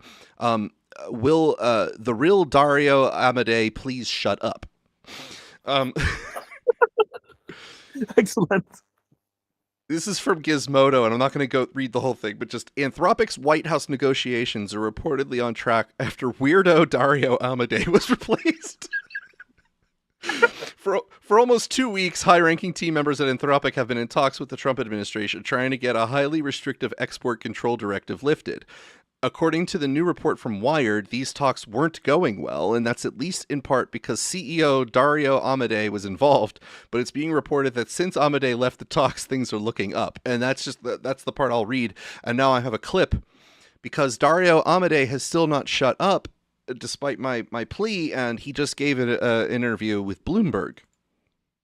I understand one of your favorite books is The Making of the Atomic Bomb. That is correct. Do you see parallels between yourself and Oppenheimer? The figure I most identified with was Leo Szilard, who, was the one who first basically had the idea that there could be a kind of chain reaction. Look, my view is we're not going to get through this with larger than life personalities or figures who try and be at the center of everything, right? There needs to be a balance of power here, right? There's a lot of powerful actors who have interests here, and the only way it's going to end well for everyone is if there's basically checks and balances everywhere. So in some ways, I actually see Oppenheimer as a failure case, as what should not happen. You've said there's roughly a 10 to 25% chance of civilizational collapse. That is not insignificant. Is there a scenario where it's something that Anthropic built that caused that? I certainly hope not. My view is that, the actions that we have taken lower that probability rather than increasing it, right? That probability comes from the very straightforward recipe of the technology, the existence of many countries in the world, the existence of many companies within an economy and new ones created if the void isn't filled. That's a dilemma that we're in. We are trying to act to lower that probability. I think we lower it a lot more than we raise it. But, the inherent property of this technology is that it's unpredictable. And so, we try to build something and test it a lot before it's released. And then the models that were released today are not dangerous, or at least not, really, I think, dangerous outside of cyber. And then we try and iterate and learn from that. So there's like a zillion defense mechanisms. Half of what we do within the company is try and, reduce the risk as much as we can. But, it's never going to be zero. I guess what I would say is, suppose there are a bunch of airline companies out there and you're like, well, I'm going to make an airline company that's safer. It can both be the case that, your airline company is 10 times safer than all the other airline companies. But, if someone comes and asks you, can you guarantee that your airplane will never crash? I mean, how could you? How could you possibly? But if there was a 25% chance of an airplane crashing, you wouldn't get on that plane. That's right. 25% is too high. We're trying to make that probability much, much lower. That is the goal. Alex, I don't think he does any benefit. I mean, listen, I'm going to continue to call it rent-seeking behavior so that it has an explanation. But if it wasn't rent-seeking behavior, I don't know what he thinks he's accomplishing by doing this. Look, I mean, you can see what he's saying, right? Like in Nerd Talk and not trying to panic and talk to Bloomberg this way. You see what he's saying, right? He's saying that this technology is going to happen regardless. We're trying to be the actor that is making it safer, right? Us not being involved in it doesn't reduce the risk. So we are trying to be an actor that is in this industry and is reducing the risk. Will we make that risk zero? That is hard to say. Now, I don't buy that argument when he's the one who's starting the chain reaction of the government reacting to this goddamn chicken little bit. Dude, this is the problem, right? This is the problem, and this is extremely important. Everybody is conservative when it comes to their own industry, right? So when you are told your model will be regulated, you're like, well, that's completely unfair. But what these people don't fundamentally, I can't blame him because ultimately he's a normie, right? He trusts the government. He's been told that the government is people who are flawed and whatever, but through checks and balances and whatever it is he's talking about, somehow the system works and we get some kind of regulation which can somehow help. That's how he models it. How I model it is that the government on its own is dangerous if it's given complete and exclusive control of artificial intelligence that is ahead of everything else. That is an amplifier of the risk. It doesn't reduce any risk whatsoever. In fact, talking about nuclear weapons, only governments have ever used them. And the specific government, to be precise, that he wants to be regulated by, is the only government that's ever used nuclear weapons offensively, right? So it's hard to really transfer yourself to the point where you're like, therefore, I'm going to bring the government in. And it's actually fascinating to try to decode what he's saying, because on the one hand, he's like, there's not going to be one actor that saves us out of this, right? We need to have checks and balances. We need to have multiple different powers that are balancing each other off themselves. And then, almost in the same sentence, he's like, the problem is that there's many companies, and it's not just us, and there's others, and so we need them to be regulated or whatever. And it's not even making sense, right? It's not even wait, right. You just said the opposite in two different sentences in the same paragraph. But if you think about it from the point of view of a normie shitlib, right? Just who I used to be before, COVID gave me a good whack up the head. He's just repeating the stuff that he's hearing and is the most normal and most acceptable thing to say. You mean unfortunately, he's like a stochastic parrot? Right. He's distilling the news. And unfortunately, while he is, I have no doubt, a world-class top tier, one of the best at what he does, which is train models, his understanding of both geopolitics and politics is worse than shit. And therefore, he comes up with, things like what you're hearing, which is doesn't even add up. But here we are. All right. Well, Alex, this has been a great one today. I think this is a good time to try to close us out. I have a Chekhov's gun to close us out with here, Alex. I don't normally have Chekhov's guns here, but we have something in Act 1 that I think will be the end of this episode, if you will allow me. Are you ready for Chekhov's gun, Alex? Go ahead. Finally tonight here, our persons of the week. They have just found Gracie the giraffe, missing here in the U.S. for 2 weeks now, just found in Texas. But tonight, at this hour, they are trying to get to her. Tonight in Leakey, Texas, just northwest of San Antonio, that young giraffe missing for 2 weeks from a game reserve has just been found after the entire town came together to try to find her. Her name is Gracie, about 3 years old. She vanished 2 weeks ago near an unfenced area. Immediately, the ranch, the sheriff's office, the community springing into action. Volunteers searching by ground and by helicopter. And look at this tonight, the ranch manager sharing this video. A helicopter pilot with Concho Aviation finding her just about 4 miles from the ranch as the crow flies, but it takes about 50 miles to get to her by car. So tonight they are right now putting together a team of veterinarians and volunteers to try to get to her as quickly as possible and then safely bring her home. And right here tonight. Hello, David, and welcome to Real County, home of Gracie the giraffe. Real County Sheriff Nathan Johnson. We have located her. She's fat and happy and safe. She just decided to go on a little fling and had a bit of a catch me if you can attitude there for a minute. But we've located her, she's safe, and we will be happy to update everybody at the Welcome Home Gracie party. So until then, good night from Real County. And so we choose the volunteers, that entire community, the vet team, and of course the police, now trying to get to her. And we're glad they think she's okay tonight. We'll keep you posted here this weekend. So Gracie the giraffe is grounded. Yep. Home of Gracie the giraffe, whether she likes it or not. So there you go, Alex. We had a Chekhov's gun that I wanted to make sure we fired before the end of the play. This has been a fun one. I think this one was very nice, good rounded conversations, Alex. I think.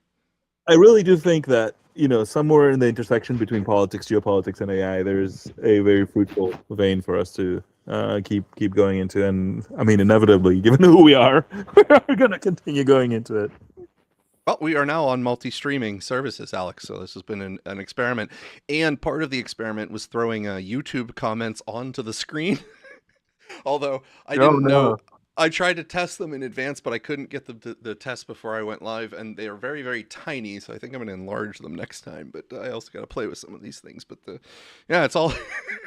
and I've wonderfully made the ability for myself to understand the stats much more complicated, since they don't all accumulate automatically. So who knows? Someone listens and watches somewhere, I think. So anyway, thanks for the audience tolerating us. Hopefully we bring something of value, and see you next week. Have a wonderful weekend, everybody.